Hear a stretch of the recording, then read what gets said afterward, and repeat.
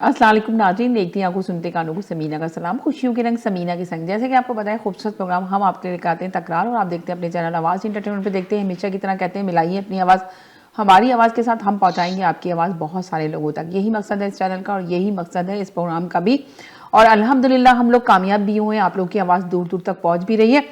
आजकल हम, जैसे आपको पता है कि रहमतों और बरकतों वाला महीना हमारे साथ शामिल है, और हम आज इस महीने में हम आप लोग के लिए एक स्पेशल ट्रांसमिशन लेकर आते हैं जिसमें हमारे साथ नूर अहमद नूर साहब होते हैं। आप लोग के सवालात होते हैं और उनके जवाबात होते हैं, और बहुत खूबसूरत प्रोग्राम है। आप लोगों का बहुत शुक्रिया, तहे दिल से शुक्रगुजार हैं कि आप लोग इस प्रोग्राम को बहुत पसंद कर रहे हैं, और बहुत ज़्यादा आप लोगों के मैसेजेस आते हैं और ईमेल से हमें पता चलता है कि कितने लोग हम लोगों को पसंद कर रहे हैं हमारे इस प्रोग्राम को।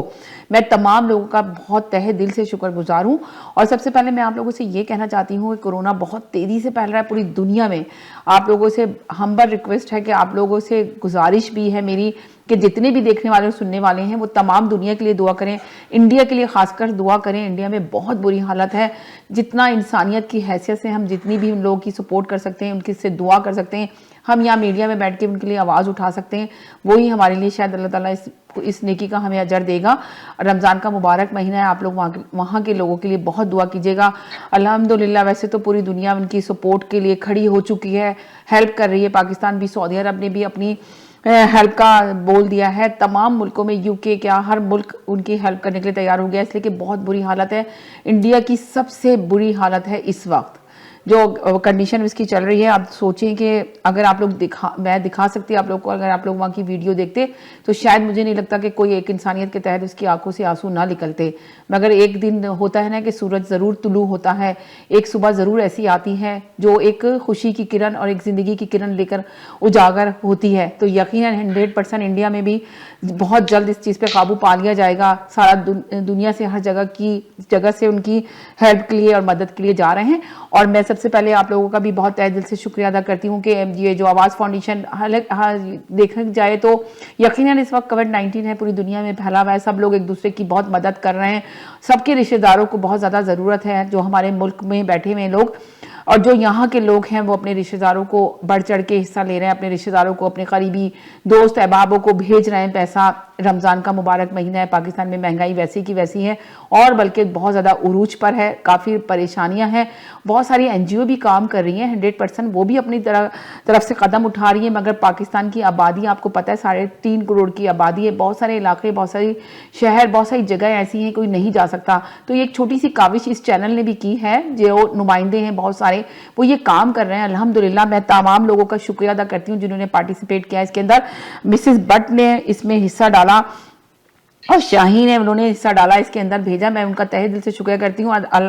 इंशाल्लाह आखिर में हम अपने प्रोग्राम के आखिर में नूर अहमद नूर साहब से आप लोगों के लिए, तमाम देखने वाले सुनने वालों के लिए दुआ कराएंगे, और स्पेशल दुआ इन लोगों के भी लिए कराएंगे कि जिन लोगों ने इसमें हिस्सा डाला। यकीनन उनको इसका अजर हम तो कुछ नहीं दे सकते, मगर अल्लाह ताला उनको इस बात का अजर देगा। मैं सबके नाम ले लेती हूँ।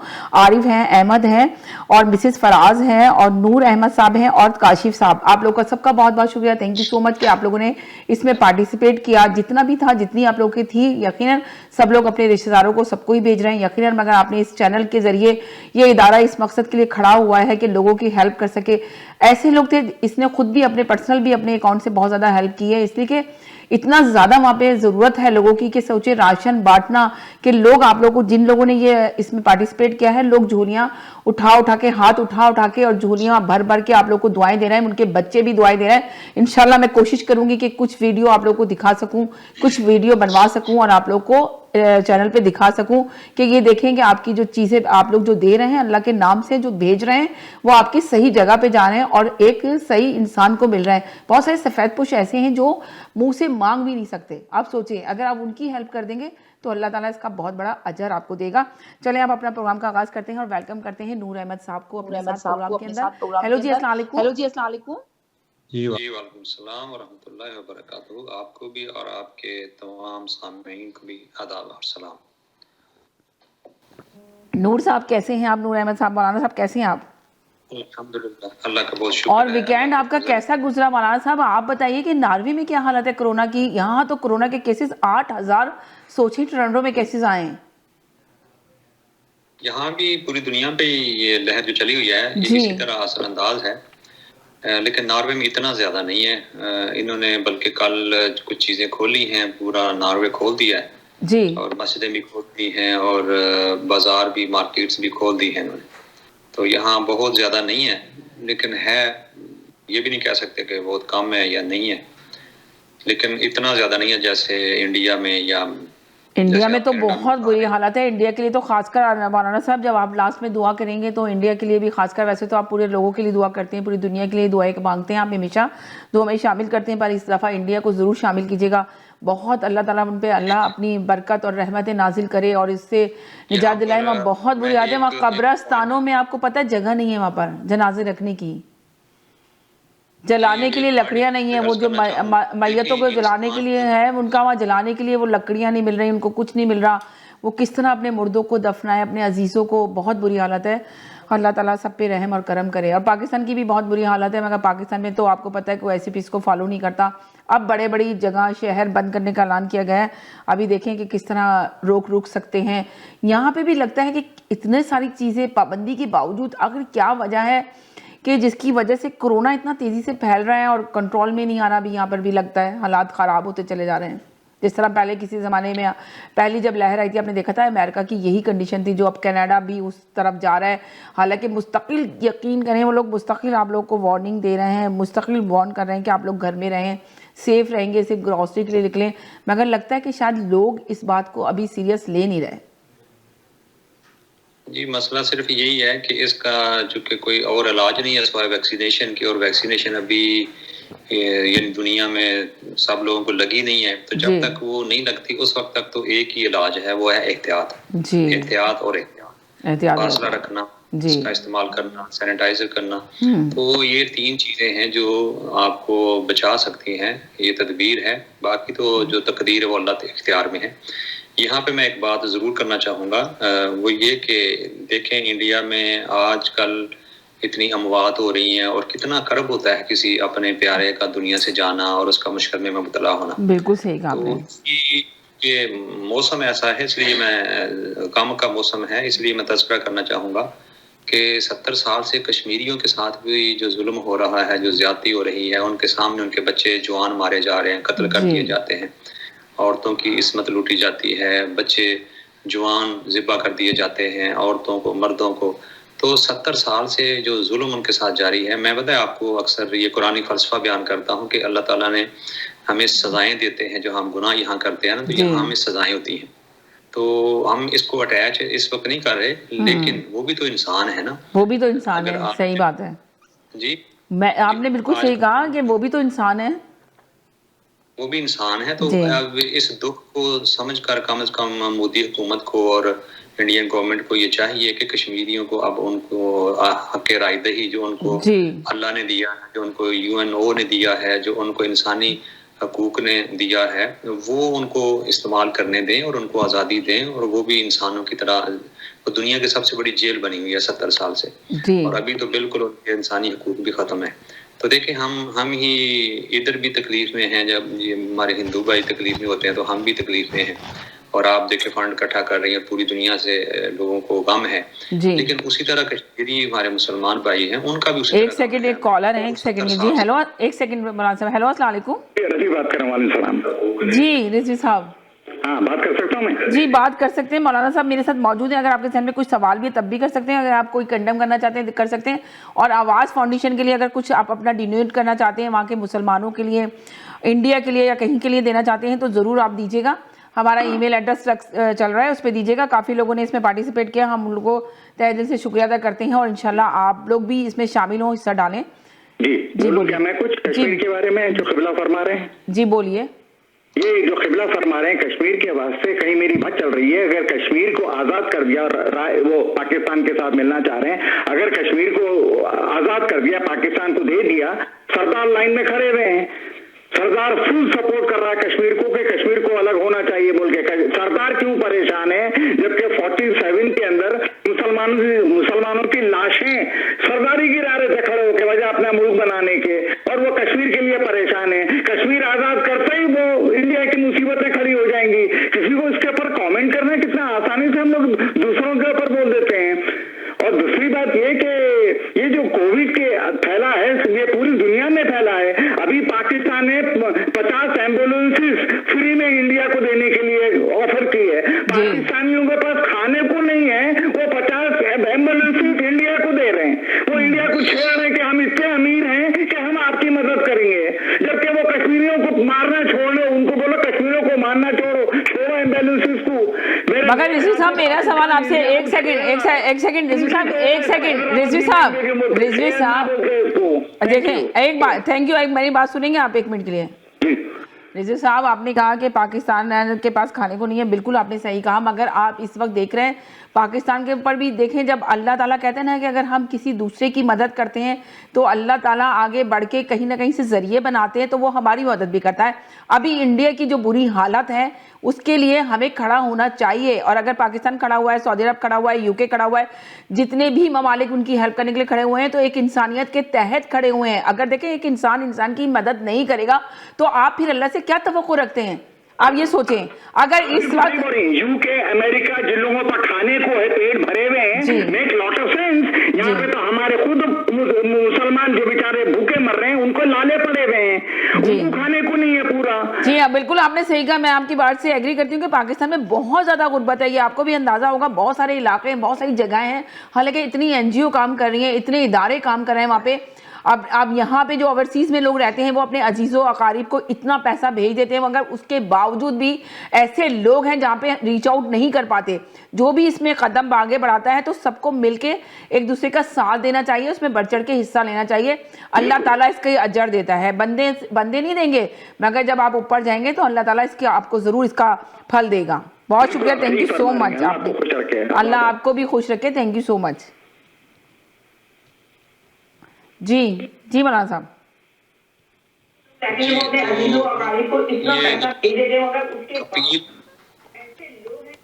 जी वो अपनी आवाज टीवी पे सुन रहे हैं। जी मैं कह ये एक अपील है सब इंसानों के लिए और बच्चों के लिए, औरतों के लिए और एक पिसे हुए तबके के लिए, जो मैं समझता हूँ कि जिस तरह कोई किसी के घर में फौतीदगी होती है ना, तो पता है औरतें जाती हैं तो वो उनको अपना को याद आ जाता है और वो फिर उधर वो अपने को रोना शुरू कर देती हैं। तो ये एक मकूला भी है कि सारे अपने रोंदे ने, जी। वो होता ये है कि हमें वो दुख जो है वो 70 साल से वो इतना गहरा है कि जब भी कहीं कोई जुल्म होता है दुनिया में तो हमें कश्मीर याद आ जाता है और फलस्तीन याद आ जाता है, जी।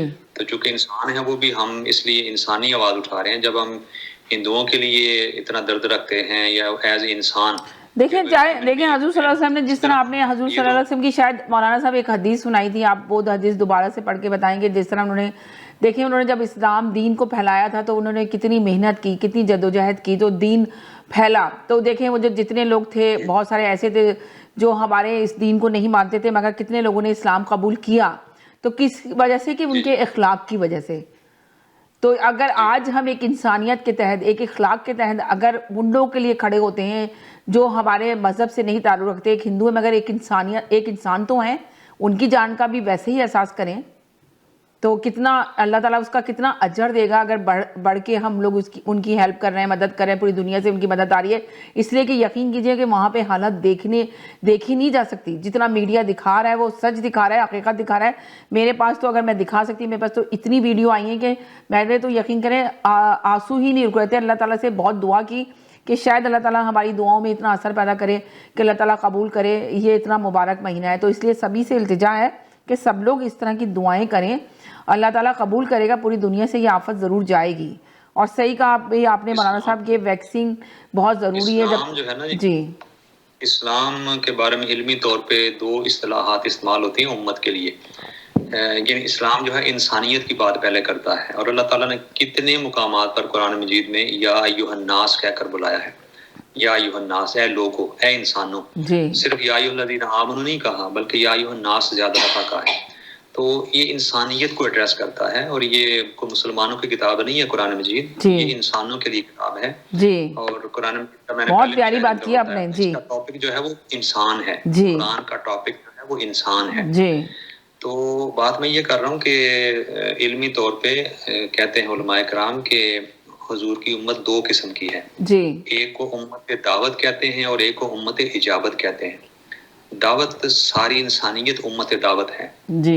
یعنی جتنے بھی انسان کرۂ ارضی پہ بستے ہیں جو آئیں گے قیامت تک، وہ سب حضور کی امت دعوت ہیں، اور جنہوں نے اسلام قبول کر لیا ہے وہ امت اجابت ہیں، یعنی انہوں نے اس دعوت کو قبول کر لیا ہے، اور باقی سب کے لیے ابھی دعوت ہے، یعنی ان کے لیے ہمارا کام ہے کہ وہ دعوت کو آگے بڑھائیں۔ تو ہمیں تو اس حوالے سے اللہ کی تمام انسانوں سے پیار کرنا چاہیے کہ وہ ہو سکتا ہے کل ان کو اسلام نصیب ہو جائے، ان کی نسلوں کو اسلام نصیب ہو جائے، اور اسلام ہم اس لیے کہہ رہے ہیں کہ تاکہ ان کی دنیا بھی بچ جائے اور آخرت بھی بچ جائے، اور آخرت میں بھی وہ جہنم میں نہ ڈالے جائیں۔ تو اس لیے ہمیں تو پوری انسانیت سے پیار ہے، اس لیے کہ اللہ نے بنائی ہے، اور پھر امت دعوت بھی ہے، اور دوسرا کہ اگر دوسرے مذاہب بھی ہیں تو اسلام تو ہمیشہ رواداری کی بات کرتا ہے، محبت کی بات کرتا ہے، اخلاق کی بات کرتا ہے، پیار کی بات کرتا ہے، اور اسلام ہمیشہ جو ہے وہ پیار سے پھیلا ہے۔ اسلام تلوار سے نہیں پھیلا، اسلام پیار سے پھیلا ہے۔ میں ایک ہمیشہ دلیل دیا کرتا ہوں کہ اگر اسلام تلوار سے پھیلا ہوتا اور تلوار چلائی ہوتی تو انڈیا میں کوئی بھی کتنے 100 سال مسلمانوں نے حکومت کی ہے، 600 سال مختلف خاندانوں نے، تو انڈیا میں کوئی ہندو نہ رہتا، یا کوئی سکھ نہ ہوتا، یا کسی دوسرے مذہب کا انسان نہ ہوتا۔ اتنے 100 سال اگر تلوار چلتی تو کون بچ سکتا تھا؟ لیکن وہاں پہ کردار کے ذریعے اسلام پھیلا گیا۔ وہاں جو حضرت بابا معین الدین چشتی اجمیری رضی اللہ تعالیٰ عنہ ہیں، پھر حضرت بابا فرید رحمۃ اللہ علیہ، پھر بہت سے نظام الدین اولیاء ہیں، تو وہ سب انسان ان کو مانتے ہیں، کیونکہ انہوں نے انسانی بنیاد پر خدمت کی ہے، اور انسانی لیول پہ انہوں نے نیچے اتر کے عام لوگوں کے ساتھ، غریبوں کے ساتھ، مسکینوں کے ساتھ، یتیموں کے ساتھ محبت کی ہے، پیار کیا ہے، بغیر یہ سوچے کہ کون مسلمان ہے، کون ہندو ہے، کون سکھ ہے، کون اور کوئی کسی مذہب سے تعلق رکھتا ہے، تو انہوں نے ایک انسان کے طور پر لیا ہے اور انسان سمجھ کر خدمت کی ہے، اس لیے اسلام اتنا پھیلا ہے۔ تو اسلام تو انسانیت کی بات کرتا ہے، انسانی ہمدردی کی بات کرتا ہے۔ حضور نے فرمایا کہ تم میں سے کوئی اچھا مسلمان نہیں ہو سکتا جب تک اس کا ہمسایہ جو ہے وہ بھوکا سوئے، اور ضروری کہ ہمسایہ مسلمان ہی ہو، ہمسایہ اگر غیر مسلم بھی ہو، کافر بھی ہو، ہندو بھی ہو، سکھ بھی ہو، عیسائی بھی ہو، جو بھی ہو، وہ ہمسایہ ہے تو ہمسایہ ہے۔ اب اس کے درد بانٹنا، اس کی خدمت کرنا، اس کا خیال رکھنا یہ آپ پر فرض ہے۔ تو اسلام تو ایسا معاشرہ پیدا کرنا چاہتا ہے۔ بہت صحیح کہا۔ تو ابھی ہمارا سوال یہی ہے کہ حضور صلی اللہ علیہ وسلم کے زمانے میں جو نوجوان کیسے ہوتے تھے اور آج کا نوجوان کیا سوچتا ہے، اس کی سوچ کتنی چینج ہو چکی ہے، تو تھوڑا اس کے اوپر روشنی ڈالیں آپ، ذرا سا بات کریں کہ آج کا جو نوجوان ہے، جو نئی نسل ہے، نئی جنریشن ہے، وہ اچھا موضوع آپ نے سلیکٹ کیا ہے کہ حضور کے دور کا نوجوان اور آج کے دور کا نوجوان میں کیا فرق ہے۔ یہاں پہ میں ایک بات بنیادی طور پہ عرض کروں کہ حضور صلی اللہ علیہ وسلم کے دور میں اگر دیکھیں تو ہم 3 ادوار میں تقسیم کر سکتے ہیں کہ وہ دور جب آقا علیہ السلام دعوت دے رہے تھے، کچھ نوجوان اس دور کے تھے، پھر کچھ نوجوان جو ہیں وہ یعنی جب مکہ فتح ہو گیا اور اسلام پھیلنے لگا تو اس دور کے ہیں، اور پھر کچھ دور بعد از فتح مکہ اور بعد از یعنی پھر آقا علیہ السلام کی آخری حیات کے اندر پھر ایک اور ہی منظر پیدا ہو گیا تھا۔ پھر کچھ نوجوان مسلمانوں کے گھروں میں پیدا ہوئے تھے، یا پھر یہ کہ ہر طرف عقیدت کا ایک سمندر تھا، تو اس وقت جو غیر مسلم بھی مسلمان ہوتے تھے، تو اس دور میں جو نوجوان تھے پھر ان کا ایک رنگ اور تھا، یعنی جو تیسرا طبقہ بتا رہا ہوں نا، اس کا رنگ اور تھا۔ تو پہلے ایک دور کے جو نوجوان تھے وہ یوں سمجھ لیں کہ اسلام کے مخالف تھے۔ ظاہر ہے اسلام جب آیا تو اکیلے ایک آواز تھی جو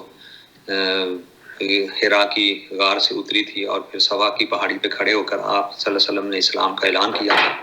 تو آپ اگر غور کریں تو سب سے پہلے ایک نوجوان نے کلمہ پڑھ کے اسلام قبول کیا تھا۔ اس وقت کوئی سردار، کوئی بڑا، کوئی امیر، کوئی تاجر، کوئی مالدار اس نے اسلام قبول نہیں کیا تھا۔ سب سے پہلے ایک ابھرتا ہوا نوجوان، چھوٹا سا، یعنی وہ بچوں میں بھی شامل تھا، جوانی کی دہلیز پہ پہنچ رہا تھا، اور وہ تھے حضرت علی رضی اللہ تعالیٰ عنہ۔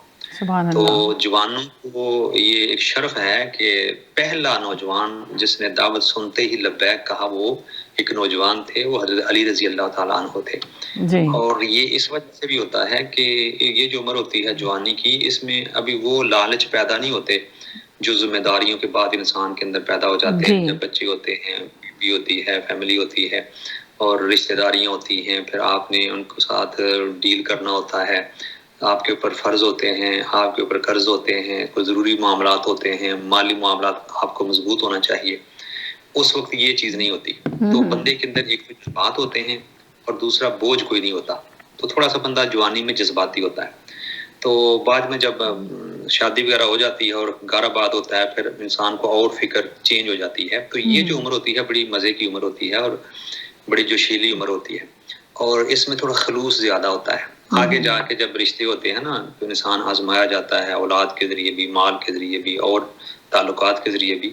لیکن اس عمر میں نہ تو دولت کی حرص ہوتی ہے، نہ کوئی عہدے کی حرص ہوتی ہے. ابھی انسان کے اوپر اتنے معاشرے کے اثرات نہیں ہوتے، انسان خالص انسان ہوتا ہے. تو اس وقت جو ہے وہ سچ کو قبول کرنے کا وہ زیادہ دائیا انسان کے اندر پاسبلٹی زیادہ ہوتی ہے کہ وہ سچ کو جلدی قبول کر لے.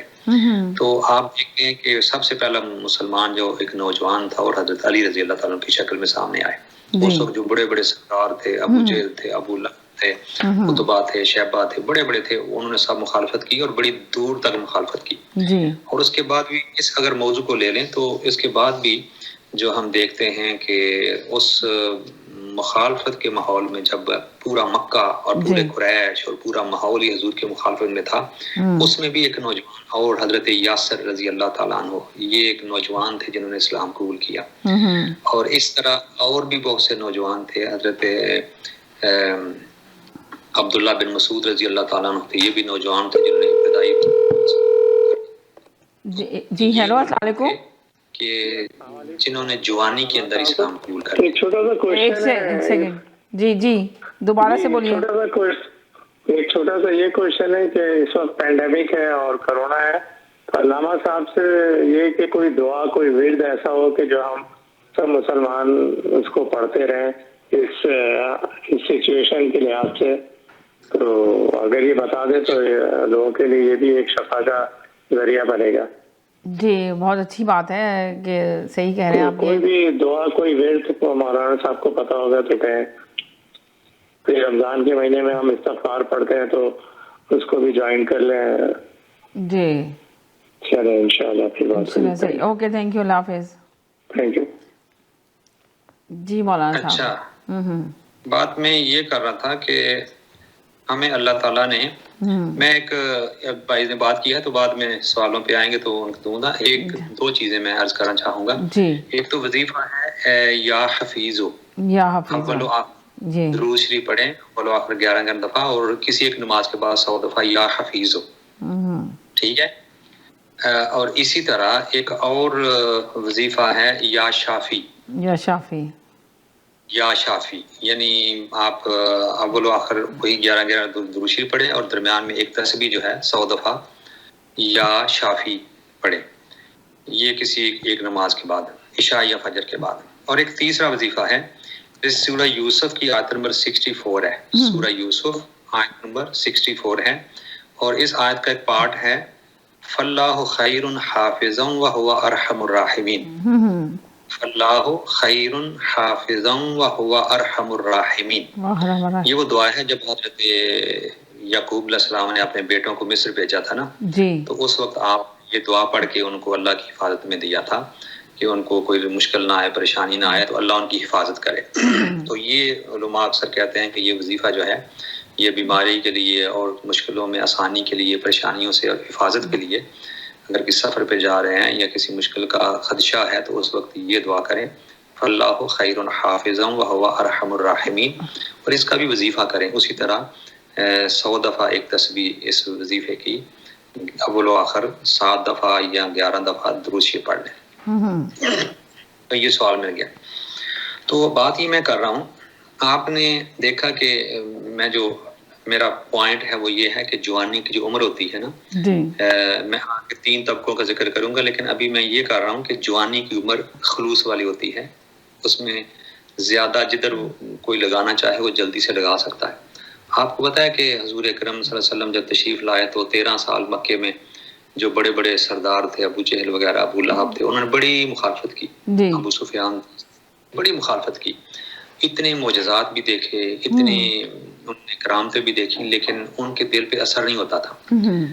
حضور اکرم صلی اللہ علیہ وسلم حضرت ابو بکر صدیق رضی اللہ تعالیٰ عنہ کے ساتھ باہر مکے کے سراؤنڈنگ ایریا میں کہیں جا رہے تھے، سفر پر تھے، تو سخت گرمی تھی اور پہاڑی کے دامن میں دیکھا کہ ایک نوجوان لڑکا وہ بکریاں چرا رہا جی، پیاس لگی ہوئی تھی، سخت گرمی، دھوپ تھی، سفر میں تھی. آپ قریب گئے اور جا کر آپ نے اس بچے سے کہا کہ بیٹا ہمیں بہت پیاس لگی ہے، تو ہم کیا بکری کا دودھ دو سکتے ہیں، دودھ پی سکتے ہیں؟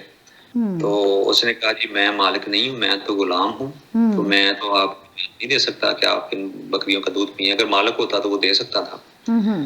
لیکن حضور نے فرمایا کہ اگر آپ کو اعتراض نہ ہو تو آپ ایسی بکری ہمیں بتا دیں جو دودھ نہیں دیتی. جی تو ہم اس سے دودھ لے لیتے ہیں. تو وہ بڑا حیران ہوا کہ یہ کیسی باتیں کرتے ہیں. اس ساتھ ہی بیمار بکری کا بچہ، چھوٹی بکری تھی، بیمار تھی، وہ بیٹھی ہوئی تھی، وہ چر نہیں رہی تھی. اچھا. تو اس نے کہا کہ جی آپ پھر اس سے دودھ لے لیں اگر آپ لے سکتے ہیں.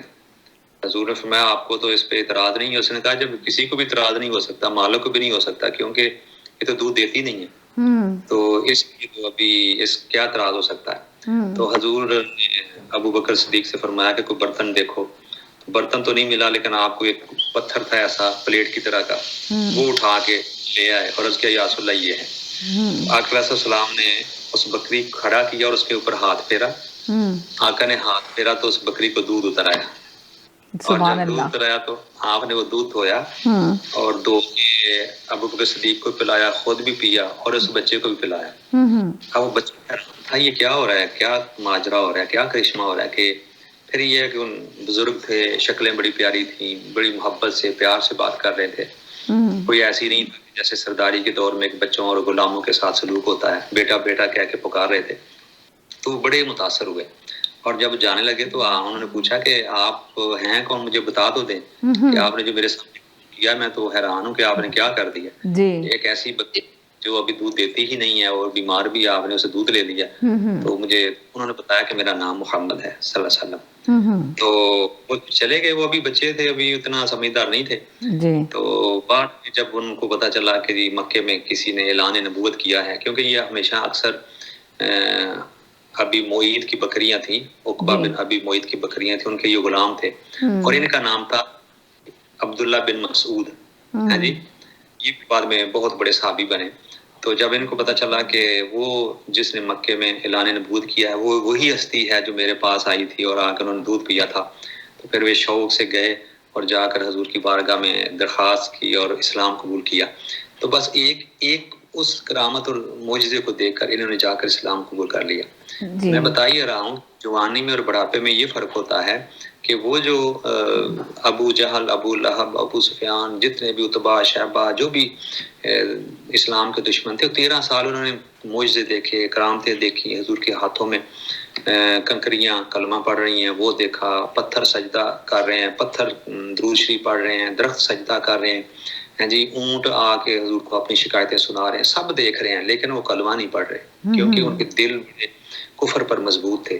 ایک نوجوان ہوتے تھے کہ جو چھوٹی سی چیز دیکھ لیتے تھے فوراً کلمہ پڑھ لیتے تھے. بتا میں یہ رہا ہوں کہ جوانوں کے اندر ایک اتنا لگن اور جذبہ ہوتا ہے، چونکہ خلوص ہوتا ہے نا، اس کے اندر تکبر نہیں ہوتا، اس کے اندر دنیاوی حرص، لالچ، ہوس نہیں ہوتی. تو اس دور کے اندر جو نوجوان تھے نا، وہ سب سے زیادہ نوجوان ہی مسلمان ہوئے تھے. یعنی نوجوان ہمیشہ ایک جذبہ ہوتا ہے. تو وہ سچ جیسے اس زمانے میں جتنے جیسے مسلمان نوجوان تھے، تو نوجوانوں کی وہاں پہ سوچ کیا تھی، وہ کیا لینا چاہتے، اچیو کرنا چاہتے، جس طرح آج کل کا نوجوان ہے کیا اچیو کرنا چاہتا ہے، کیا دیکھتے ہیں آپ پہلے کی بات نسبت؟ جو ہے نا وہ حق کی تلاش میں تھا، امن کی تلاش میں تھا، سچائی کی تلاش میں تھا، کیونکہ اس معاشرے کے اندر حق بہت کم تھا، امن بہت کم تھا ہی نہیں. جی، غریب کی بات کوئی نہیں کرتا تھا، طبقاتی جو تفرقہ ہے بہت زیادہ تھا، امیر تھے اور غلام تھے اور کنیزیں تھیں اور غریبوں کو کچھ نہیں تھا. مائٹ از رائٹ، جس کا جتنا زور ہوتا تھا. عورتوں کو پھر تو ایسے ہوتا تھا کہ اگر کوئی کسی کا شوہر فوت ہو جاتا تو خاندان میں سب سے جو طاقتور ہوتا نا، وہ اس کے اوپر کپڑا ڈال لیتا اور اس کی ملکیت بن جاتی. پھر اور چاہے وہ ماں ہی ہوتی پھر وہ اس کے ساتھ وہ نکاح بھی کر لیتا. اگر وہ ستیلی ماں ہے نا تو بعض کا پھر اس کو روک لیتے کہ آپ میری اجازت کے بغیر آگے شادی نہیں کر سکتے. پھر شادی کرنا چاہتی تو پھر وہ سودا کرتا کہ آپ اتنے پیسے دو تو پھر آپ شادی کر سکتی ہو. مطلب اس قسم کا غلاموں کے ساتھ جو انسانوں جیسا سلوک نہیں کیا جاتا تھا, جانوروں کی طرح سلوک کیا جاتا تھا. تو یہ اس دور کا ماحول تھا کہ سچائی نہیں تھی, امن نہیں تھا, عزت نہیں تھی, ہمدردی نہیں تھی, قافلوں کو لوٹ لیا جاتا تھا. معاشرے کے اندر بھی جس کے پاس قوت زیادہ ہوتی, بیٹے زیادہ ہوتے, طاقت زیادہ ہوتی, اس کا سارا کچھ تھا. تو وہ نوجوان حق کی تلاش میں تھا, سچائی کی تلاش میں تھا, امن کی تلاش میں تھا. اور جب وہ ساری چیزیں انہیں ایک ذات میں ملی کہ آقا علیہ السلام غریبوں کی بات کر رہے ہیں, آقا غلاموں کی بات کر رہے ہیں, آقا عورتوں کی بات کر رہے ہیں, تو جب ان کو سچائی ملی تو وہ فوراً بھاگے. جس طرح جب ویکیوم ہوتا ہے تو ہوا آتی ہے نا چاروں طرف سے, تو اس طرح وہ سارے لوگ جو ہیں وہ. اب مسئلہ یہ ہے کہ اب دنیا کے پاس وہ ماحول نہیں ہے. اب نوجوانوں کے سامنے جو سوشل میڈیا آ گیا ہے, اب جو اٹریکشنز اور بڑھ گئی ہیں. اب ہمارے ہر گھر میں قرآن موجود ہے, قرآن کے اندر ہر چیز موجود ہے, لیکن یہ جو لش پش کے پیچھے بھاگنا ہے, ہر وقت جو چمک دمک کے پیچھے بھاگنا ہے, پیسہ, دیکھیں ایک ماحول ہم نے بنا دیا. ماحول کی بات ساری ہوتی ہے. اور اسلام میں بھی دیکھیں, آپ تصوف میں بھی دیکھیں, تو ماحول اور صحبت کا بہت زیادہ اثر ہوتا ہے. آپ نماز پڑھتے ہیں تو اللہ تعالیٰ نے نماز کے اندر ایک, ویسے تو بہت سی حکمتیں ہیں نماز کے اندر, بہت سی حکمتیں ہیں, لیکن ایک پوائنٹ عرض کرنا چاہوں گا. سورہ فاتحہ میں اللہ تعالیٰ نے ایک دعا ہمیں بتائی ہے, طریقہ سکھایا ہے کہ اس طرح اللہ سے, اور وہ کیا ہے, اہدنا الصراط المستقیم صراط الذین انعمت علیہم. اے اللہ ہمیں سیدھا دکھا ان کا راستہ جن پر تو نے ہمیں انعام کیا ہے. مطلب ہمیں نیک لوگوں کی صحبت دے, ہمیں نیک لوگوں کا راستہ دے, ہم ان کے پیچھے پیچھے چلیں جن پر تو نے انعام کیا ہے. اور ساتھ ہی فرما دیا غیر المغضوب علیہم ولا الضالین, نہ کہ ہم ان کے پیچھے چلیں جن پہ تو ناراض ہوا اور جو گمراہ لوگ ہیں. تو سورہ فاتحہ گمراہوں سے بچنے اور گمراہی سے بچنے, اور جن پر اللہ ناراض ہے ان سے بچنے اور ان سے دور رہنے کا اللہ نے حکم دیا ہے, اور نیکوں کے ساتھ رہنے کا حکم دیا ہے. یہ ہوتا ہے صحبت. قرآن مجید نے ہماری تربیت کی ہے کہ نیکوں کے ساتھ رہنا ہے اور بروں سے دور رہنا ہے. ہیلو السلام علیکم, مولانا صاحب ایک کال ہے. جی ہیلو السلام علیکم. جی السلام علیکم سمینا, السلام علیکم علامہ صاحب, کیا حال ہے آپ کی, کیسی ہیں آپ کی طبیعت ٹھیک ہے, خیریت سے ہیں؟ جی میں تو اللہ کا شکر ہے. اصل میں میری آنکھ لگ گئی تھی, ابھی بھی میری نیند سے تھوڑی سوچتی ہوں, تو ابھی میں نے ٹی وی کھولا ہے. میں صرف یہ کہنا چاہتی ہوں بہت اچھا شو چل رہا ہے سمینا, جتنے میں نے علامہ صاحب کی بات سنی ہے. اور میں صرف یہ کوشچن کرنا چاہتی ہوں علامہ صاحب سے کہ کسی نے سوال پوچھا تھا کہ جیسے ہم کچھ شو وغیرہ دیکھ رہے ہوتے ہیں ٹی وی پہ, کچھ نیوز بھی اکثر لگی ہوئی ہوتی ہے, تو آج کل تصویر آپ میں ہوتی ہے, تو اگر ہم کوئی اس کے اوپر تو کیا ایسے کر سکتے ہیں, تو گناہ تو نہیں ہوتا؟ بہت اچھا سوال آپ نے کیا ہے. ساتھ ساتھ ہم تصویر کر رہے ہیں کسی بھی اسم کی یا دودھ پاک کی, تو کیا ہم ایسے کر سکتے ہیں؟ تو یہ پوچھنا تھا مجھے. کوئی ایسا پروگرام نہیں جیسے کوئی ٹاک شو لگا ہوا ہے یا پھر کچھ نیوز وغیرہ آ رہی ہے؟ جیسے بہت اچھی بات ہے, جیسے رمضان کی ہم لوگ نئی اسپیشل ٹرانسمیشن دیتے ہیں, تو وہ قرآن کے بارے میں جو تفصیل بتا رہے ہوتے ہیں مولانا صاحب پڑھ کے, انسان کی پہچان, تو وہ جو پروگرام چل رہا ہوتا ہے مسلمان کی پہچان, تو اس میں اکثر لوگ بیٹھے ہوئے لوگوں کے ٹیکسٹ میسج آتے ہیں کہ بہت ہی پیارا پروگرام ہے, ہم ان کی بات بھی سن رہے ہیں مگر ہم اپنی تسبیح بھی ہاتھ میں لے کے پڑھ رہے ہیں سحری کرنے کے بعد. پوچھنا چاہتی تھی کہ یہ کیا یہ اس سے کوئی گناہ تو نہیں ہوتا؟ تو پلیز اس کے بارے میں بتائیے گا. اور سمینا بہت اچھا شو آپ لے کر آئی ہیں, اور میں بالکل یہی کہوں گی کہ آواز فاؤنڈیشن کا جو آپ ابھی ذکر کر رہی تھی تھوڑی دیر پہلے, تو بالکل یہ ایک چھوٹی سی جو بھی یہاں سے سارے لوگ یہاں ہم کچھ کوشش کریں گے تو اللہ تعالیٰ اس کو قبول کرے. ہمارے پاکستان میں بھی بہت زیادہ لوگوں کو ضرورت ہے, تو ہم اور سبھی لوگ ہے نا, اب دیکھیں پاکستان میں, میں نے یہی بتایا نا کہ سبھی لوگ اپنے رشتہ دار, اپنے قریبی, اپنے عزیزوں اقارب کو دے رہے ہیں, اور بہت سارے این جی او کام کر رہی ہیں پاکستان میں بڑی بڑی, مگر بہت ساری جگہیں ایسی ہیں جن کو یہ این جی او ریچ آؤٹ نہیں کر پاتی ہیں. تو یہ چھوٹے چھوٹے جو ایک دم بنتے ہیں ہیلپ کرنے کے لیے, یہ آواز فاؤنڈیشن ابھی ہیلپ کرنے کے لیے لوگوں کے لیے کھڑا ہوا ہے, تو یقیناً وہ ایسے لوگوں کو ریچ آؤٹ کر رہا ہے جہاں پہ وہ لوگ نہیں پہنچ سکے, جو نہیں جا سکے. بہت اچھی بات ہے, کیونکہ جو لوگ بیچارے چھوٹی جگہوں پہ رہتے ہیں یا دیہی علاقوں میں ہمارے رہتے ہیں, تو ان تک امداد پہنچانا اتنا آسان ہوتا بھی نہیں ہوتا. ہم کر سکے تو آپ کا بہت شکریہ ہے, اور میری یہی دعا ہے کہ اس حصے میں جو آپ نے ڈالا ہے اللہ تعالیٰ اس کو قبول فرمائے اور آگے بھی بڑھے. تو انشاءاللہ ہم آپ کے ساتھ ہیں سمینا.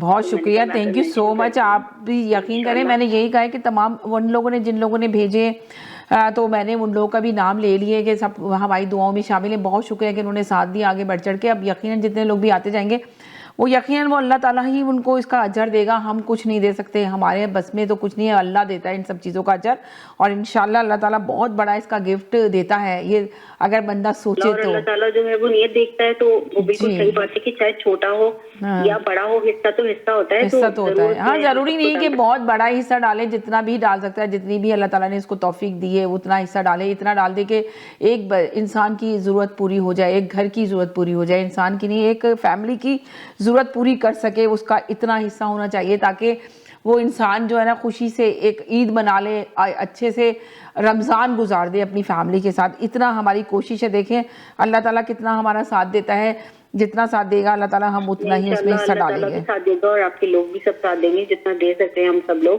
تو ضرور اس میں حصہ ڈالیں گے. اور باقی یہ کہ میں شو بہت اچھا لے کر آتی ہیں آپ, اور علامہ صاحب بہت اچھی طریقے سے ڈیٹیل میں بتاتے ہیں, جو سن کر ریپیٹ میں بھی ہم سنتے ہیں اور بہت اچھا لگتا ہے. آپ یقین کریں ویکینڈ پہ علامہ صاحب کا ہی شو تھا, میرا یہی والا ہی شو چل رہا تھا. آپ بلیو کریں گے کہ میرے پاس کتنے میسیجز آ رہے ہیں, کتنی کالیں آ رہی ہیں کہ سنیں یہ لائیو, جو مجھے لگتا ہے کہ کال نہیں کرتے, وہ ہو سکتا ہے وہ نکل جاتا ہے لائیو شو دیکھنا ان کا, تو جب وہ ریپیٹ میں دیکھ رہے ہوتے ہیں تو اتنی عوام دیکھ رہی ہوتی ہے. مجھے اتنی میں سرپرائز ہوئی اور اتنی حیرت کی میں نے. سنتے ہیں بہت اچھا لگتا ہے. آپ لوگوں کا بہت شکریہ, اور اللہ تعالیٰ آپ کو اس کا جزائے خیر دے, اور اللہ تعالیٰ سب کی پریشانیاں دور. اور یہ دیکھیں کہ ہمیشہ ہر چیز جو ہوتی ہے نا عوام کی وجہ سے ہی ہر چیز کامیاب ہوتی ہے. یہ آپ لوگ کی, میں ہمیشہ کہتی ہوں نا کہ جتنے آپ لوگ تعریف کرتے ہیں آگے پروگرام کے اندر کہ تکرار اتنا اچھا ہے, تو میں ہمیشہ آپ لوگوں سے کہتی ہوں کہ یہ اچھا تو آپ لوگوں نے بنایا ہے اس لیے کہ آپ لوگ کی اتنی پیاری میسیجز ہوتے ہیں, اور واقعی میں جب یہ ریپیٹ میں سنا جا رہا ہوتا ہے تو لوگ آپ کالر کی ہی باتیں سن رہے ہوتے ہیں غور سے, ایک کالر یہ بول رہا ہے, ایک کالر یہ بول رہا ہے. اب یہ مولانا صاحب کی جو اتنی لوگ تعریف کر رہے ہیں اور اتنا مجھے میسیجز لکھ رہے ہیں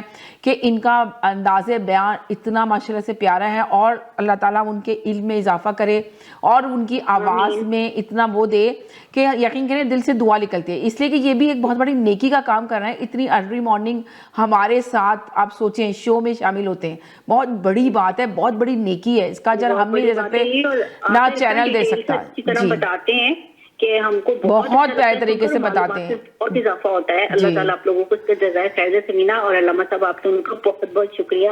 thank you, thank you so much, بہت شکریہ. جی مولانا صاحب.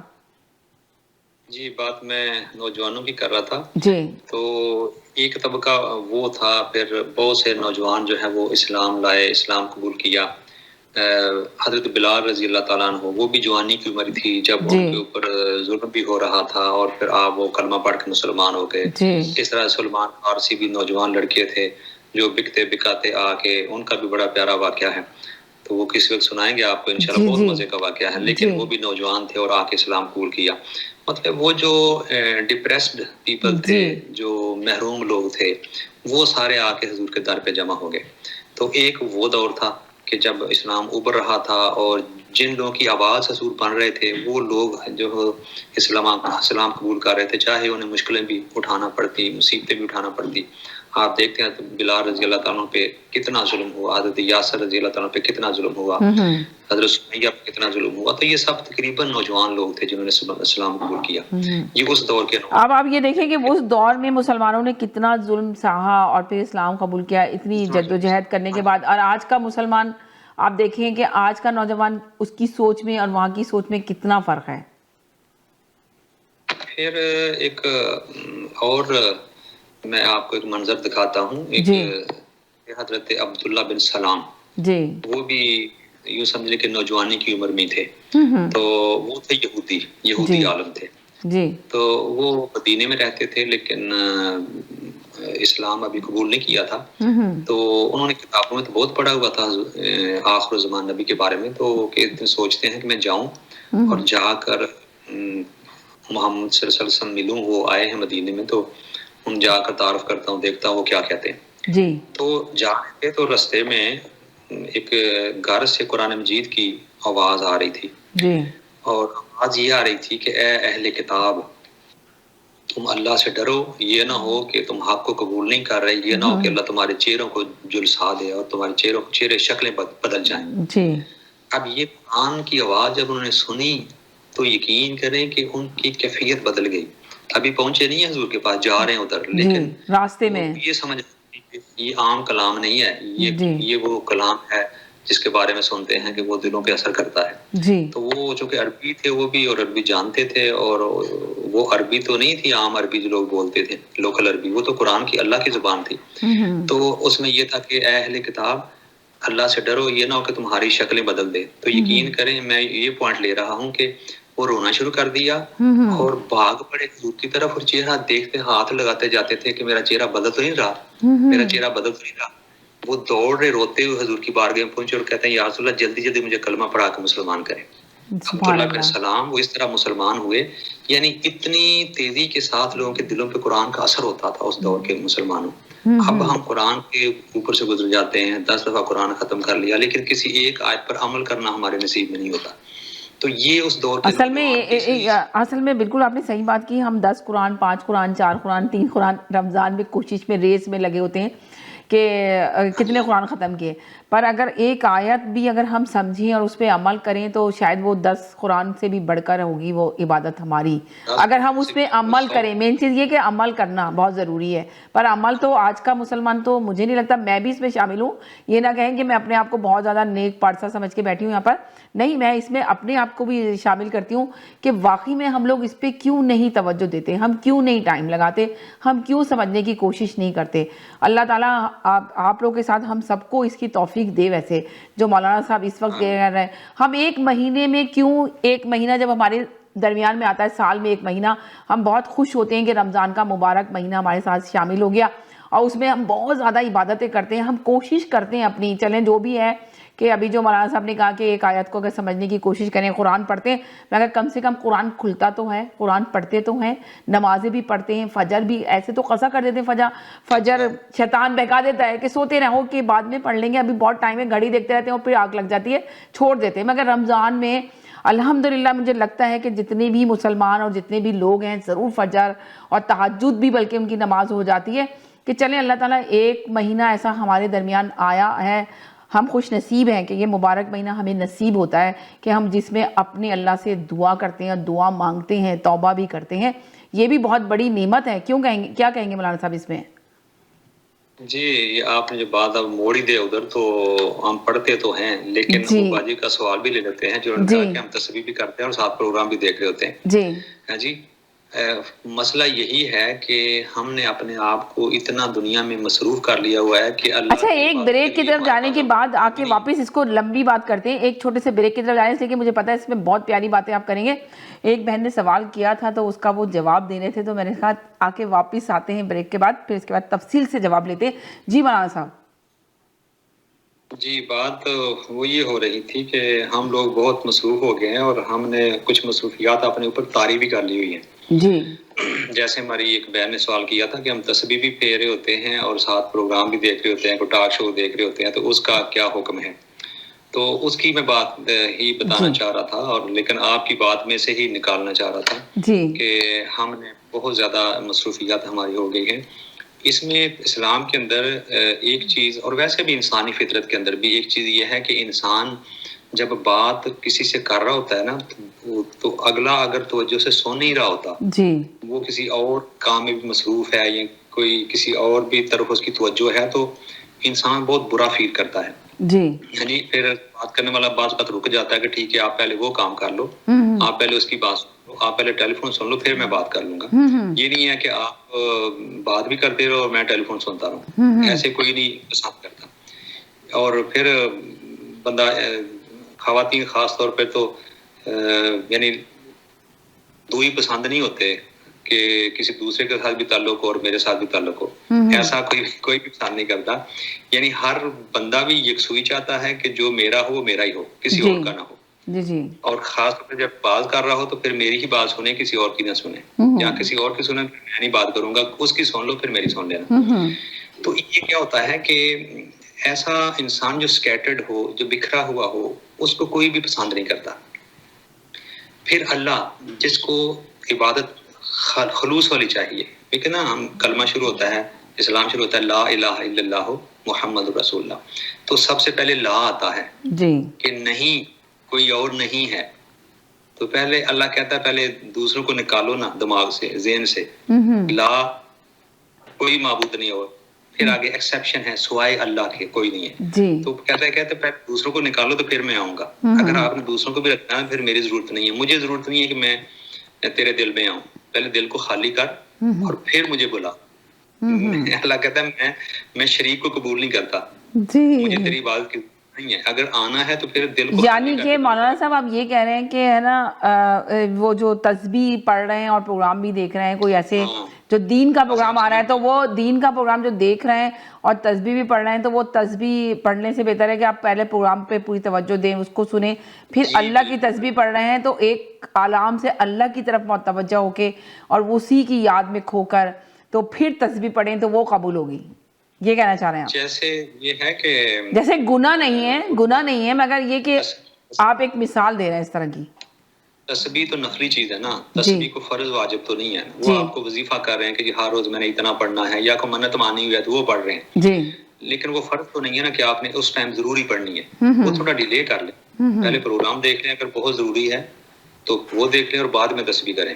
یا اگر نہیں ضروری تو پھر صرف نہیں مولانا صاحب کبھی کبھی یہ ہوتا ہے کہ پروگرام بہت اچھا ٹی وی پہ آ رہا ہے رمضان کی ٹرانسمیشن ٹائم لیمیٹڈ ہے اب سحری کر لی ہے اب سمجھ لیں سحری کرنے کے بعد وہ چل رہا ہے رمضان کا بہت پیارا پروگرام چل رہا ہے اس کو بھی دیکھنا بہت ضروری ہے اور وہ تسبیحاں بھی کرنا ضروری ہے اور پھر فجر پڑھ کے سونا بھی ضروری ہے. تو وہ سب لوگ سوچتے ہیں بہنیں سوچتی ہیں کہ چلو یہ کام بھی کر لو جب سارا کچھ فارغ ہو جاتی ہیں سحری کر لی سب کچھ کر لیا آپ نے بیٹھ گئی وہ پروگرام کے سامنے وہ بھی اللہ کا ہی پروگرام دیکھ رہی ہیں اور اس میں اللہ کی تسبیح پکڑ کے تو وہ کلمہ بھی پڑھ رہی ہیں درود شریف جو بھی تسبیح پڑھ رہی ہیں وہ پڑھتی جا رہی ہیں اور پروگرام بھی دیکھتی جا رہی ہیں. تو کیا یہ صحیح ہے یا غلط ہے؟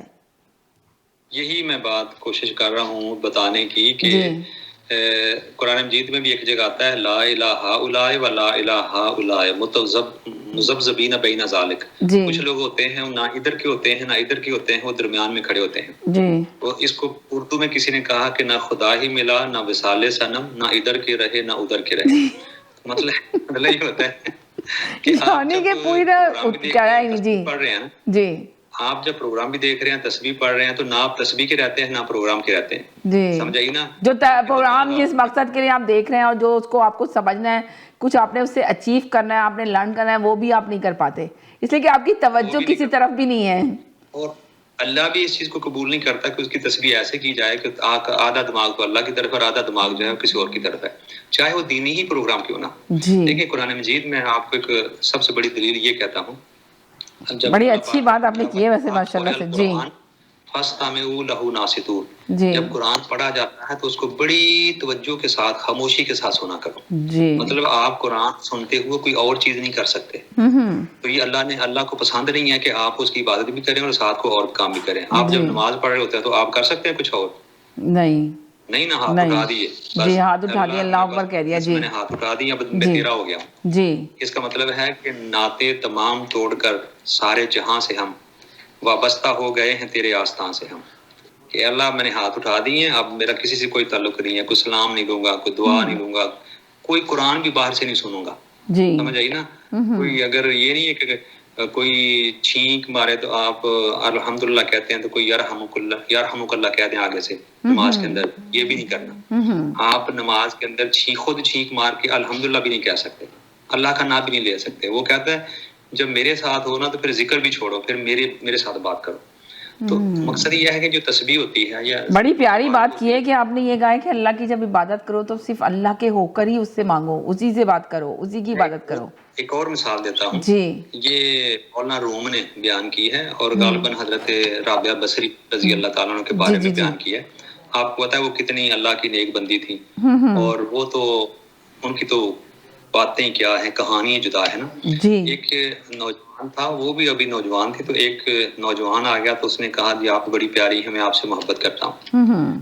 تو حضرت رابعہ بصری رضی اللہ تعالیٰ عنہ نے بس وہ اللہ والی تھی جی تو انہوں نے کہا کہ مجھ سے تو میرے حسن پہ فریفتہ ہے نا میرے حسن پہ عاشق ہے تو میری بہن ہے وہ مجھ سے بھی زیادہ اچھی ہے.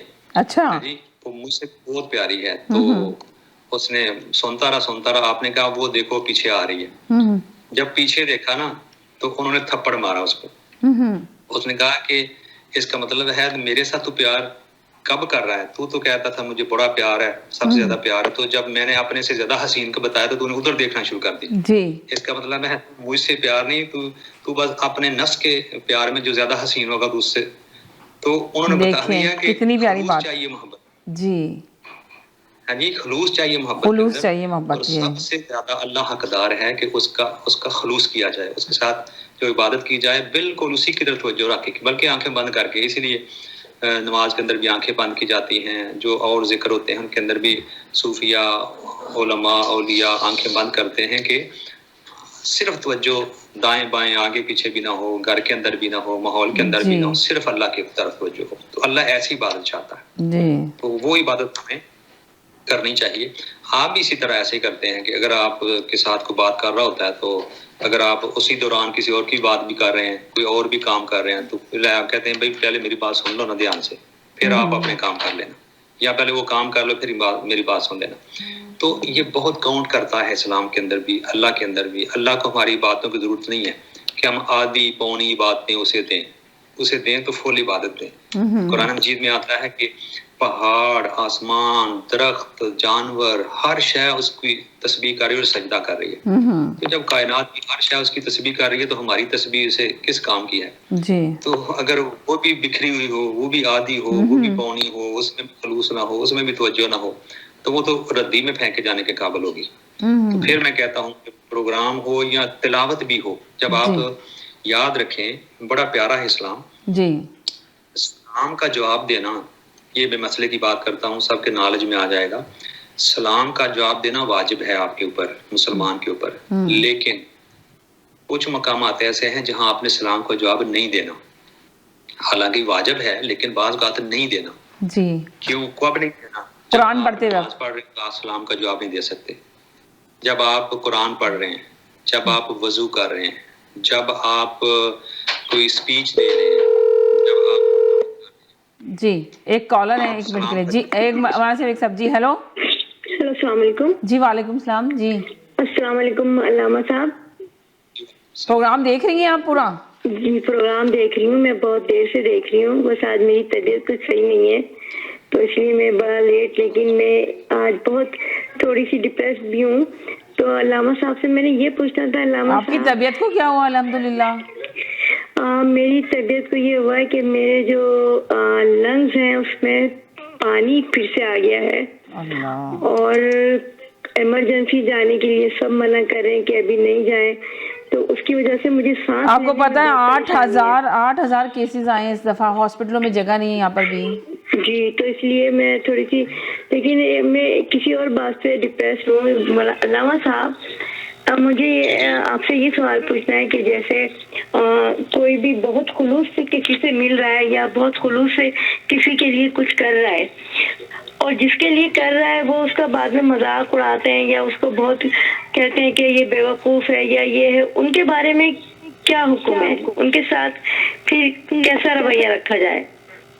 یعنی کہ آپ کہہ رہی ہیں کہ ہم کوئی کسی کے ساتھ بہت ہیلپ کر رہا ہے، اس کی مدد کر رہا ہے، جی اور بعد میں بہت خلوص سے کسی مطلب کسی کے نتیجے کے بغیر یا کسی بھی اس کے بغیر اس کی ہیلپ کر رہا ہے، لیکن وہ اسی کو بیوقوف سمجھ رہے ہیں یا پیٹھ پیچھے اس کا مذاق اڑا رہے ہیں اپنے دوستوں میں بیٹھ کر، تو پھر وہ کافی مطلب ہرٹ ہوتے ہیں اس سے نا، تو ایسے لوگوں کے بارے میں کیا خیال؟ ایسے لوگوں کے بارے میں تو آپ یہ سوچیں کہ اللہ تعالیٰ بھی ناپسند والی شخصیت میں، مگر آپ کو اگر کوئی اس کا مذاق اڑا رہا ہے اور آپ سچے دل سے اور سچی نیت سے آپ اس کی ہیلپ اور مدد کر رہے ہیں تو اللہ تعالیٰ اس کا اجر دیتا ہے، پر وہ جو بندہ اس کا مذاق اڑا رہا ہے اور اس کو گردان نہیں رہا اس کی ہیلپ کو، اس کی مدد کو، تو سوچیں وہ اللہ کے پاس جواب دہ ہوگا اس چیز کا قیامت کے دن۔ باقی میں مولانا صاحب کے پاس لے کے جاتی ہوں اس سوال کو آپ کے، مگر میں ایسے ہی آپ کو پرسنل جواب دے رہی تھی۔ جی بالکل، بہت شکریہ۔ مطلب بہت تکلیف ہوتی ہے جب وہ ایسا سلوک کرتے ہیں یا ایسی بات کرتے ہیں تو بہت دل دکھتا ہے۔ یقیناً آپ بالکل صحیح کہہ رہی ہیں، دل بہت زیادہ دکھتا ہوگا، مگر یہ کہ آپ کو اس کا اجر ضرور ملے گا اگر آپ سچے دل سے اس کی ہیلپ کر رہی ہیں، اور وہ آپ کا بعد میں مذاق اڑا رہا ہے تو سمجھے وہ جواب دہ ہوگا۔ چلیں جی بہت شکریہ آپ کے۔ میں نے کتنی دفعہ ایسا دیکھا ہے سمینا کہ لوگوں کی ہیلپ کر رہے ہیں اور وہ لوگ ہمارے ہی سامنے بیٹھ کے اپنے دوستوں کے ساتھ بیٹھ کے ہمارا مذاق اڑا رہے ہیں۔ چلیں وہ اس کے جواب دے ہوں گے، میں مولانا جواب لیتی ہوں۔ بہت شکریہ، سنیے جواب پھر۔ Okay, thank you. بالکل، بہت شکریہ۔ بہت شکریہ جی۔ اچھا میرے پاس اس کے دو جواب ہیں جی جی. ایک تو یہ ہے مثال دوں گا. جی یہ ہے کہ ظاہر ہے وہ زندگی میں وہ پہلی دفعہ تو نہیں آپ کے پاس آیا ہوتا، پہلے بھی کئی دفعہ یا بعد میں بھی کئی دفعہ آپ کے سامنے آئے گا. تو جی ایک دفعہ جب تجربہ آپ کر لیتے ہیں تو دوسری دفعہ پھر اس کے اوپر کوئی خیر کی توقع نہ رکھا کریں. پھر ایسے بندے کے اوپر جو احسان فراموش ہو اس کے اوپر دوبارہ احسان کرنے کی ضرورت نہیں ہے. بہت سے لوگ ہیں جن پہ اوپر آپ احسان کر سکتے ہیں، جی جو قدر کرنے والے ہوتے ہیں، پھر ان پہ احسان کریں. بے قدروں کے اوپر احسان کرنا اپنا احسان بھی ضائع کرنے والی بات ہوتی ہے. پھر وہی جواب ملتا ہے کہ بندہ احسان سے ہی اس کا دل جو ہے فیڈ اپ ہو جاتا ہے کہ احسان ہی کسی کے ساتھ نہیں کرنا. تو ایسے لوگ پھر بندوں کو یہاں تک پہنچا دیتے ہیں. تو پھر ان سے احتیاط کریں آئندہ زندگی میں ان کے ساتھ السلام علیکم وعلیکم السلام کی حد تک زیادہ آگے بڑھنے کی ضرورت نہیں ہے. نمبر 1. نمبر 2 جو آپ نے بات کی ہے وہ ہے کہ جب آپ نے اللہ کے لیے ان کے ساتھ احسان کر دیا خلوص سے دل کے ساتھ آپ کو اس کا اجر مل گیا. مطلب آپ نے کسی کو روٹی دے دی کہ وہ بھوکا تھا تو آپ نے اس کو روٹی دے دی. اب وہ اٹھا کے اگر پھینک دیتا ہے کسی جگہ پر کچرے میں پھینک دیتا ہے تو آپ کا ثواب تو نہیں گیا نا، آپ کو تو مل گیا ثواب. اس نے آپ کا نقصان کیا نا. تو جب آپ نے اللہ کے لیے کام کر دیا تو پھر آپ اس سے بے پرواہ ہو جائیں کہ وہ کیا کرتا ہے. یہ بہت ہی پیاری بات کی آپ نے کہ آپ اس سے بے پرواہ ہو جائیں کہ وہ کیا کرتا ہے، بس اس کا اجر تو آپ کو اللہ تعالیٰ دے گا اس کو. ہاں اسی میں خلوص کی جب میں بات کرتا ہوں تو وہ یہ ہوتی ہے کہ اگر آپ اگلے سے اچھے رسپانس کی توقع کرتے ہو تو اس کا مطلب ہے آپ نے اس رسپانس کے لیے وہ ہیلپ کی تھی. جی سمجھ آئی نا. ہو سکتا ہے اللہ آپ کو آزما رہا ہو کہ اس نے میرے لیے وہ کام کیا ہے یا اپنے وہ گڈ ول کے لیے کام کیا ہے. ہو سکتا ہے اللہ آپ کو آزما رہا ہو جی اور اگر آپ اس کے کمنٹ سے دکھی ہو گئے تو اس کا مطلب ہے آپ نے اس کی خوشنودی لینے کے لیے، اس کو راضی کرنے کے لیے، اپنا حمایتی کرنے کے لیے، اپنی فیور لینے کے لیے اس کو دیا تھا. اگر آپ نے اللہ کے لیے دیا ہوتا تو آپ کو اللہ پر یقین ہوتا کہ میں نے اس سے اجر لینا ہے، اس بندے سے نہیں لینا. تو ہمیشہ یاد رکھیں کہ جب بھی آپ بات کریں، جب بھی کسی کے ساتھ احسان کریں تو وہ اس بندے کے لیے نہ کریں، ہمیشہ اللہ کے لیے کریں. جب آپ اللہ کے لیے کریں گے تو اس کو اس کے برے رسپانس پہ آپ کو دکھ نہیں ہوگا، کیونکہ آپ پتا ہوگا کہ میں نے اس کے ساتھ تو کیا ہی کچھ نہیں ہے، میں نے تو اپنے رب کے لیے کیا ہے اور میرا رب جو ہے وہ مجھے وہ ضرور قبول کرتا ہے. تو ہمیشہ یاد رکھیں یہ آزمائش ہوتی ہے. جی ہیلو جی نہیں سمینا، میرا مقصد یہ ہے کہ اس کا کوئی وہ نہیں چاہیے کہ وہ ہمیں اس کا وہ دے، ریوارڈ دے یا وہ دے. بس مقصد یہ ہے کہ وہ جو دوسروں کے ساتھ بیٹھ کے مذاق اڑاتے ہیں نا وہ تکلیف دیتا ہے. اور کوئی اور اس سے مطلب اللہ نہ کرے کہ اس سے کوئی جواب میں کوئی اچھی توقع نہیں چاہیے، کچھ نہیں اس سے امید اچھی ہے، لیکن بس لوگوں کے ساتھ جب وہ بیٹھ کے مذاق اڑاتے ہیں نا تو وہ تکلیف دیتا ہے بہت. تو وہ مولانا صاحب نے کہا نا کہ ایسے لوگوں سے دور ہو جائیں. جی بس یہ بالکل بہت اچھی بات مولانا صاحب نے بتائی ہے اور اسی پہ ہمیشہ عمل کریں گے کہ مطلب ایسے لوگوں سے نہیں ملیں. زیادہ ریزرو ہو جائے وہ ایسے لوگوں سے کہ ایک دفعہ آزمائیں گے، دوسری دفعہ تھوڑی آپ کے کم سے کم وہ کرتی رہیں گی. جی اور آپ نے دیکھا ہے کہ میں کس طرح میرا جا رہا ہے، آپ خود بھی جانتے ہیں کیسے لوگ کرتے ہیں. جی بہت شکریہ جی. بہت شکریہ. ایسے ہی ہوتا ہے جی، ایسے ہی ہوتا ہے کہ لوگ بیوقوف سمجھتے ہیں ہم نے ان کو الو بنا لیا، ہم نے یہ کر لیا وہ کر لیا. بھائی تمہیں یہ نہیں پتا کہ اس کے دل کی کیفیت کیا تھی. جب اس نے آپ کی ہیلپ کی تھی تو اس نے کتنے خلوص سے کی تھی، اس نے اللہ کے لیے کی تھی، اس نے تمہیں ایک انسان سمجھ کے کی تھی، اس نے تمہیں ایک مجبور سمجھ کے کی تھی. تو اس کے دل کی کیفیت اپنی ہے. لیکن اگلا جب بے وفا قسم کی اور مذاق کرتا ہے، ہر دوسروں کے سامنے مذاق اڑاتا ہے کہ میں نے اسے بیوقوف بنا لیا. بھائی بیوقوف کوئی نہیں ہوتا. آپ ابھی ہو سکتا ہے ملینز لے کے آپ انڈیا بھیج رہے ہوں، ہاں جی، تو لوگوں نے تو آپ اللہ کی رضا کے لیے دیا، انسانیت کے لیے دیا. آپ کل کلام کو کہیں کہ میں نے اتنے کو بیوقوف بنا لیا تو وہ تو آپ کا اندر کا جو گند ہے نا وہ اس دینے والوں کا قصور تو نہیں ہے. اگر کوئی ایسا اڑاتا ہے تو وہ اپنے اندر کا اتنا کمینہ انسان ہے کہ اس کو نیکی کی پہچان ہی نہیں ہے کہ نیکی کیا ہوتی ہے. اس نے خود وہ کام کیا نہیں ہوتا اور دوسروں کے کیے کی قدر نہیں کرتا. تو ایسے جو ہوتے ہیں نا بے قدرے قسم کے لوگ، ان سے دور رہنا چاہیے. وہ کبھی بھی آپ کی عزت نہیں کریں گے. دیکھیں عزت تو کسی کی بھی اچھالنا بہت بری بات ہے نا، اسلام میں حرام ہے. حضور نے فرمایا حرام علیکم، تمہارے اوپر حرام ہے دوسروں کا مال، دوسروں کی جان اور دوسروں کی عزت.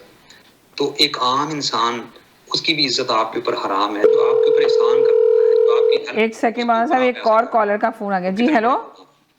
ہیلو علامہ صاحب، بہت اچھا آپ نے جواب دیا. میں اس کے اندر ایک سوال تھوڑا سا اور ایڈ کروں گی. جب ایک بہن نے کوشچن کیا تھا، بعض دفعہ ایسا بھی ہوتا ہے علامہ صاحب کہ کوئی معاملہ زندگی کا ہوتا ہے جس میں ہم سچ بول رہے ہوتے ہیں، لیکن ہمارے پاس کوئی پروف ہی نہیں ہوتا پیش کرنے کے لیے، اور اگلا جو بندہ ہوتا ہے وہ بالکل یقین نہیں کرتا آپ کی بات کا، کیونکہ آپ کے پاس کوئی پروف نہیں ہوتا. تو اس وقت انسان کو اتنا بے بسی محسوس ہو رہی ہوتی ہے، وہ سمجھ کچھ نہیں آتا کہ کیا کرے. تو ایسی سچویشن میں انسان کو کیا کرنا چاہیے؟ پلیز کیا آپ کا سوال ہے کہ اگر انسان کے پاس ذرا جی زندگی کبھی ایسے معاملات ہوتے ہیں کہ چلے وہ مولانا صاحب سمجھ گئے آپ کے سوال کا، کہ بعض دفعہ ایسے معاملات ہو جاتے ہیں جس کے پروف نہیں ہوتا، ابھی وہ جواب دیتے ہیں. بہت شکریہ. جی مولانا صاحب. دیکھیں میری بہن، جب آپ کوئی بات کر رہے ہوتے ہیں نا، تو جن لوگوں نے آپ پہ اعتبار کرنا ہوتا ہے نا، ان کو ثبوت کی ضرورت نہیں ہوتی.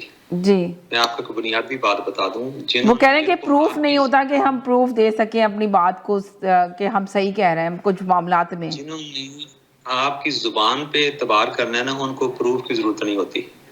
اور جن کو پروف کی ضرورت ہوتی ہے نا، جب ان کے پاس سفیشینٹ پروف آ بھی جاتے ہیں نا، وہ پھر بھی نہیں مانتے، کیونکہ انہوں نے نہیں ماننا ہوتا. جیسے آپ کے پاس ہسٹری ہے، آقا علیہ السلام اتنی عظیم شخصیت ہے، تو 13 سال مکے کے اندر کیا کیا پروف نہیں دیے انہوں نے. صحیح. یعنی آپ کی قرآن کہتا ہے فقد لبثت فیکم عمرا من قبلہ افلا تعقلون. محبوب یہ تیری کوئی بات نہیں نہ مانتے، تو ان کو بتاؤ کہ میں نے 40 سال تمہارے اندر گزارے ہیں، تمہارے اندر میں نے عمر گزاری ہے. جی تو وہ عمر جو ہے نا، وہ میری گواہی ہے. 40 سال ہمارے ساتھ جھوٹ نہیں بولا، میں نے تمہیں دکھ نہیں دیا، میں نے تمہیں تکلیف نہیں دی، میں نے دھوکہ نہیں کیا، میں نے چوری نہیں کی. تو میری 40 سالہ زندگی جو ہے وہ دلیل ہے کہ میں جو آج کہہ رہا ہوں وہ سچ ہے. جی تو دیکھیں نا، جن کو دلیلیں چاہیے تھی، جب ان کو دلیلیں بھی دی گئی، ان کو معجزے بھی دکھائے گئے، تو وہ پھر معجزوں پر بھی جواب نہیں دیا ہے. اور جنہوں نے لیا نہ تھا، انہوں نے کوئی دلیل نہیں مانگی. حضرت علی نے کوئی دلیل مانگی تھی پہلے دن جی کہ جب آپ نے اعلان کیا تھا تو کوئی دلیل نہیں مانگی تھی، وہ فوراً کلمہ پڑھ کے مسلمان ہو گئے تھے. اور جن کے مقدر میں نہیں تھا، وہ 13 سال بلکہ 23 سال تک وہ کلمہ نہیں پڑھ کے مسلمان ہوئے. تو بات یہ کر رہا ہوں ان کی ڈارس بنانے کے لیے کہ وہ آپ کا قصور نہیں ہوتا، وہ اگلے کی نیچر اور فطرت ہوتی ہے. جو آپ پہ اعتبار نہیں کر رہا ہوتا نا، اس کی فطرت ایسی ہے کہ وہ شکی مزاج ہے، وہ آپ پہ اعتبار کرنا نہیں چاہتا. ورنہ آپ تو ہم ایسے لوگ ہیں کہ میرا بھائی ہو، میرا دوست ہو، میری بہن ہو، کوئی میرے ساتھ بات کرے نا، تو میں ان سے پوچھے بغیر میں کہہ سکتا ہوں کہ وہ یہ نہیں کر سکتے. جی فار ایگزامپل، میں اپنے قائد کی بات کرتا ہوں، ڈاکٹر طاہر القادری صاحب، کوئی آ کے کہتا ہے نا جی انہوں نے یہ کہا، تو میں کہتا ہوں وہ یہ نہیں کہہ سکتے. جی مطلب یعنی کہ آپ کو اتنا بھروسہ اور اتنا یقین ہے. دیکھیں ظاہر ہے وہ اتنا بڑا طاہر القادری کا ایک بہت ماشاء سے بہت بڑا نام ہے، اتنی بکس وغیرہ لکھی انہوں نے، سب کچھ ہے. میری 20-25 سال کی ریلیشن شپ ہے، اگر اتنی دیر کے بعد مجھے ان پہ اعتماد نہیں ہے، تو پھر میرا کیا تعلق ہے ان کے ساتھ. تو جب کوئی آگے کہتا ہے یہ بات کی تو میں کہتا ہوں وہ یہ ایسا کہہ ہی نہیں سکتے، وہ ایسا کر ہی نہیں سکتے. اگر ہے تو دکھاؤ، ان کی ہر چیز ریکارڈ میں ہے نا. مجھے کوئی ویڈیو لا کر مجھے کوئی آڈیو دکھاؤ. دیکھیں کتنی بڑی بات ہے. نہیں کہہ سکتے. جی میں نے کہا دیکھیں کتنی بڑی بات ہے کہ آپ کو ان کے اوپر پورا یقین ہے، بلیو ہے. آپ ان کے ساتھ آپ نے ٹائم گزارا اتنا، تو آپ نے ان کو پہچان لیا، آپ نے ان کو جان لیا کہ ان کی نیچر کیا ہے. مین چیز یہ ہمیں پہچاننا ہے. ہم لوگوں کو جس طرح بھی 2 بہنیں آئیں اور 2 انہوں نے آ کے اپنی بات شیئر کی، تو یہ بات ہے، اس کا یہ مقصد ہے کہ ہم لوگوں کو پہچاننے کی ضرورت ہے. ہم لوگوں کو پہچان نہیں پاتے، اور ہم وہ کام آنکھیں بند کر کے ایک دفعہ دھوکہ کھاتے ہیں، مگر دوبارہ ہم اسی کو کرنے کی کوشش کرتے ہیں. تو زیادہ ضروری ہے کہ ہم ان کو پہچانیں. اگر آپ کو اس زمانے میں کوئی مخلص اور اچھے لوگ ملتے ہیں تو ان کی بہت دل سے قدر کریں. جس طرح ابھی انہوں نے بتایا کہ میرا تعلق بہت ٹائم سے 25 سال آپ نے زندگی گزارے ان کے ساتھ. 25 سال آپ نے ان کے ساتھ زندگی کے گزارے، تو یقیناً ان کے ساتھ بہت عوام ان کے ساتھ ہے، بہت سارے لوگ ان کے ساتھ ہیں. تو کچھ دشمنی میں بھی لوگ اس طرح کی باتیں کرتے ہیں ایک دوسرے کو خلاف کرنے کے لیے کہ بھائی اگر ڈاکٹر مولانا قادری صاحب کا آپ کے اوپر بہت اچھا ہاتھ ہے، وہ آپ کو بہت اچھے طریقے سے دیکھتے ہیں اور آپ کو بہت اچھا مخلص اپنا شاگرد مانتے ہیں جس سے آپ نے ایجوکیشن حاصل کی، مگر بہت سارے لوگ جیلس ہوتے ہوں گے، اور جیلسی کے اندر وہ سوچتے ہوں گے کہ ان کا رجحان اتنا زیادہ ان کی طرف کیوں ہے، اب ان کو کس طرح برگلا دو. کسی طرح ان کے خلاف کر دو تو وہ جھوٹی بات کرتے ہیں. پر آپ کا یقین اور آپ کی پہچان اور آپ کا ایمان، سب سے مین چیز یہ کہ آپ جس طرح ان کو پہچانتے ہیں، آپ ان کو جان گئے کہ ان کا کیا خلوص ہے اور وہ کیا بات کہہ سکتے ہیں. بہت پیاری بات کی آپ نے ویسے. جی اسی طرح آپ لوگوں کے ہر بندے کے سراؤنڈنگز میں کچھ ایسے لوگ ہوتے ہیں جو آپ پہ اندھا اعتماد کرتے ہیں، اس کو کہتے ہیں بلائنڈ فیتھ. جی جی جی. تو وہ اصل میں آپ کے وہی دوست ہوتے ہیں، وہی آپ کے رشتے ہوتے ہیں، وہی آپ کے پیارے ہوتے ہیں. وہ نہیں ہوتے کہ آپ اگر ان کے قرآن بھی اٹھا دیں نا، آپ بعض بات ایسے بھی ہوتا ہے آپ کی ہماری سوسائٹی میں، بندہ قسم بھی اٹھا لیتا ہے تو اگلا نہیں مانتا. جی ایسے ہوتا ہے کہ نہیں ہوتا؟ ہاں بہت ہوتا ہے. اگر وہ وقت چپ بھی ہو جائے گا لیکن اس کے دل میں وہ بات جاتی نہیں ہے، وہ کہتے ہیں اس نے جھوٹی قسم کھا لی ہے. ایسے بھی ہوتا ہے. ہاں تو وہی میں بات کر رہا ہوں کہ جس نے نہیں ماننا وہ نہیں مانتے. چاہے آپ پریشان نہ ہو، آپ اپنے دل سے بات کر دیں کہ میں نے یہ بات کر دی، آپ نے ماننی تو مانو، نہیں مانی تو نہ مانو، لیکن میں نے اپنے دل کی بات کر دی. میں آپ کو ایک بڑی پیاری مثال دیتا ہوں. حضرت عیسیٰ علیہ السلام انہوں نے ایک بندے کو چوری کرتے ہوئے پکڑ لیا. آپ نے اس کو رنگے ہاتھوں پکڑا اور پکڑ کے تو جو اس وقت کی عدالت تھی، یہ 4 بندے جنہوں نے فیصلہ کرنا تھا اس کے پاس لے گئے، اس بندے نے چوری کی ہے اور میں نے اس کو پکڑ لیا اوپر سے. اب اس بندے نے کیا کیا، اس نے قسم اٹھا لی کہ اللہ کی قسم میں نے تو وہ چوری نہیں کی. اب میں ایک نبی کی اور ہماری یہ فرق ہوتا ہے، ہمارے اور ایک نبی کے اندر یہ فرق ہوتا ہے. بڑی توجہ سننے والی بات ہے. جی جی. میں کہہ رہا تھا نا کہ کوئی قسم بھی اٹھا لے تو ہم قسم پر بھی اعتبار نہیں کرتے اور کہتے نہیں یہ ساس بہو کے جھگڑے، یہ بہنوں کے جھگڑے، بھائیوں کے جھگڑے، خاندانوں کے اندر، تنظیموں کے اندر ایسا ہی ہوتا ہے. اگلا قسم بھی اٹھائے تو دل صاف نہیں ہوتا، وہ جھوٹی قسمیں اٹھاتا ہے. باہر میں جا کے کہتے ہیں جھوٹی قسمیں اٹھاتا ہے. اصل میں اگر اس نے جھوٹی بھی اٹھائی ہے نا تو پھر جب قسم اٹھا لی تو پھر آپ نے دل صاف کرنا ہے. جی سمجھائی؟ میں حضرت عیسیٰ علیہ السلام کی بات کر رہا ہوں کہ جب اس نے چور نے، آپ نے تو اوپر سے پکڑا ہے اور چور نے جب قسم کھائی تو آپ نے اس کو چھوڑ کے پتہ کیا لفظ بولے؟ یہ سننے والے ہیں. جی آپ نے فرمایا یہ سچ کہتا ہے، میری آنکھوں نے جھوٹ بولا ہے. عیسیٰ علیہ السلام کہتے ہیں یہ سچ کہتا ہے، میری آنکھوں نے جھوٹ بولا. جی میری آنکھیں جھوٹ بولتی ہیں، میری آنکھیں جھوٹ بولتی ہیں. بڑی بات ہے. جی اب قسم جب اس نے کھا لی ہے، قسم کھا لی ہے تو مجھے اپنی آنکھوں پہ اب اعتبار نہیں کرنا، اب مجھے اس کی قسم پہ کرنا ہے. یہ ہیں وہ لوگ جی ان کو اللہ کی اتنی حیا ہوتی ہے کہ اگر وہ جھوٹا بھی ہے تو وہ جانے خدا جانے میں نے خدا کے نام کی حیا کرنی. جی سمجھ آئی؟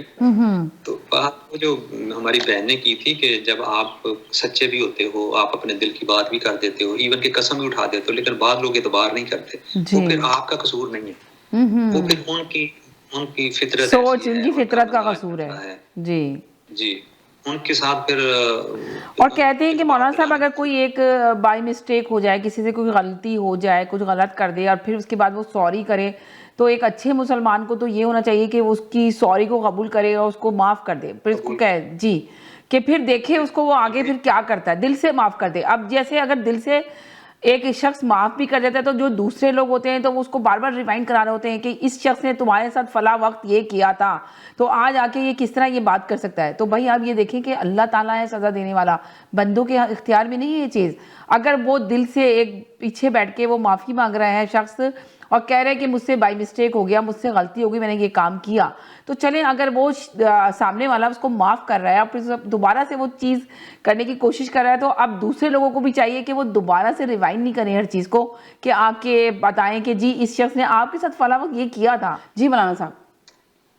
جی سوال یہ رکھا ہے کہ اگر کوئی معافی مانگتا ہے تو اس کو معافی دینی چاہیے کہ نہیں دینی چاہیے. جی یاد رکھیں جو اسلامی ویلیوز ہیں نا، ان میں سے ایک بہت بڑی ویلیو یہ ہے کہ اگر کوئی آپ سے کوئی شرمندہ ہوتا ہے، کوئی معافی مانگتا ہے، کبھی کسی نے زیادتی کی ہے اور وہ معافی مانگے تو اس کو معاف کر دینا چاہیے. جی یہ اور دل سے معاف کر دینا چاہیے. آپ کیا کہتے ہیں؟ جی میں نے کہا دل سے معاف کر دینا چاہیے. کیا کہتے ہیں اس سلسلے میں؟ دل سے معاف کر دے اس کو، دوبارہ سے دل سے معاف کرے اور اس کو اور دل میں جگہ دے اس کو اپنے. اوپر سے معاف کرنے کا تو منافقت ہوتی ہے نا، کہ زبان سے کہہ دے میں نے معاف کیا اور دل سے معاف نہ کرے تو وہ تو منافقت ہے، وہ جھوٹ ہے. تو سچ تو ہے ہی کہ پھر جب معاف کرے تو پھر پچھلے وہ ڈیلیٹ کر دے، فنش کر دے، وہ ختم کر دے. بالکل صحیح کہا. جی اس کو زیادہ پہلے سے بھی پیار کرے تاکہ وہ سمجھے کہ واقعی اس نے معاف کر دیا. جی دیکھیں اللہ تعالیٰ نے 91 ٹائم قرآن مجید میں فرمایا ہے واللہ غفور الرحیم. جی 91 ٹائم اللہ نے، اور 44 ٹائم اللہ نے فرمایا وہ یغفر لمن یشاء، جس کو چاہتا ہے معاف کر دیتا ہے. یعنی معافی کا لفظ اس قرآن مجید میں تقریباً 200 سے زیادہ دفعہ اللہ نے استعمال کیا. جی 200 سے، اور 200 سے دفعہ دیکھیں جنہوں جی نے بہت بڑے بڑے بلنڈر کیے ہوئے ہیں. اللہ تعالیٰ اتنا کریم ہے. میں سورہ الفرقان کی ایک آیت ہے بہت پیاری، وہ اللہ تعالیٰ عباد الرحمن، وہ رحمان کے بندے کون سے ہوتے ہیں، وہ ان کی صفتیں کر کے نا، تو اینڈ پہ جا کے کہتے ہیں جنہوں نے قتل نہ کیا ہو، شرک نہ کیا ہو، قتل نہ کیا ہو، زنا نہ کیا ہو، جی وہ اللہ کے بندے ہیں. لیکن اگر کوئی یہ تینوں کام بھی کر لے، شرک بھی کر لے، قتل بھی کر لے اور زنا بھی کر لے، فرمایا کہ اگر وہ سچے دل سے اللہ سے توبہ کرتا ہے. بڑا پیاری آیت ہے، سننے بہت والی پیاری ہے، آیت ہے، سارے صحیح. سامعین بڑی توجہ سے سنیں. جی جی جی اللہ فرماتا ہے یبدل اللہ سیئاتہم حسنات. اگر اس نے کبیرہ گناہ بھی سارے ہی کر لیے ہیں لیکن سچے دل سے اللہ سے توبہ کرتا ہے، تو اللہ تعالیٰ صرف یہ نہیں کہ اس کو گناہ معاف کرتا ہے، بلکہ اللہ تعالیٰ ان کے گناہوں کو نیکیاں بنا دیتا ہے. اندازہ کریں، ان کے سبحان گناہوں اللہ. کو جی نیکیاں الٹا بنا دیتا ہے. یہ نہیں کہ صرف بڑے بڑے گناہ معاف کر دیے، جی تو کیا یہ احسان اللہ کا کم تھا کہ وہ گناہ ہی معاف کر دے؟ جی نہیں، اس نے گناہ بھی معاف کیے اور ساتھ ان گناہوں کو نیکیاں بنا دیا. جی یہ ہے اللہ.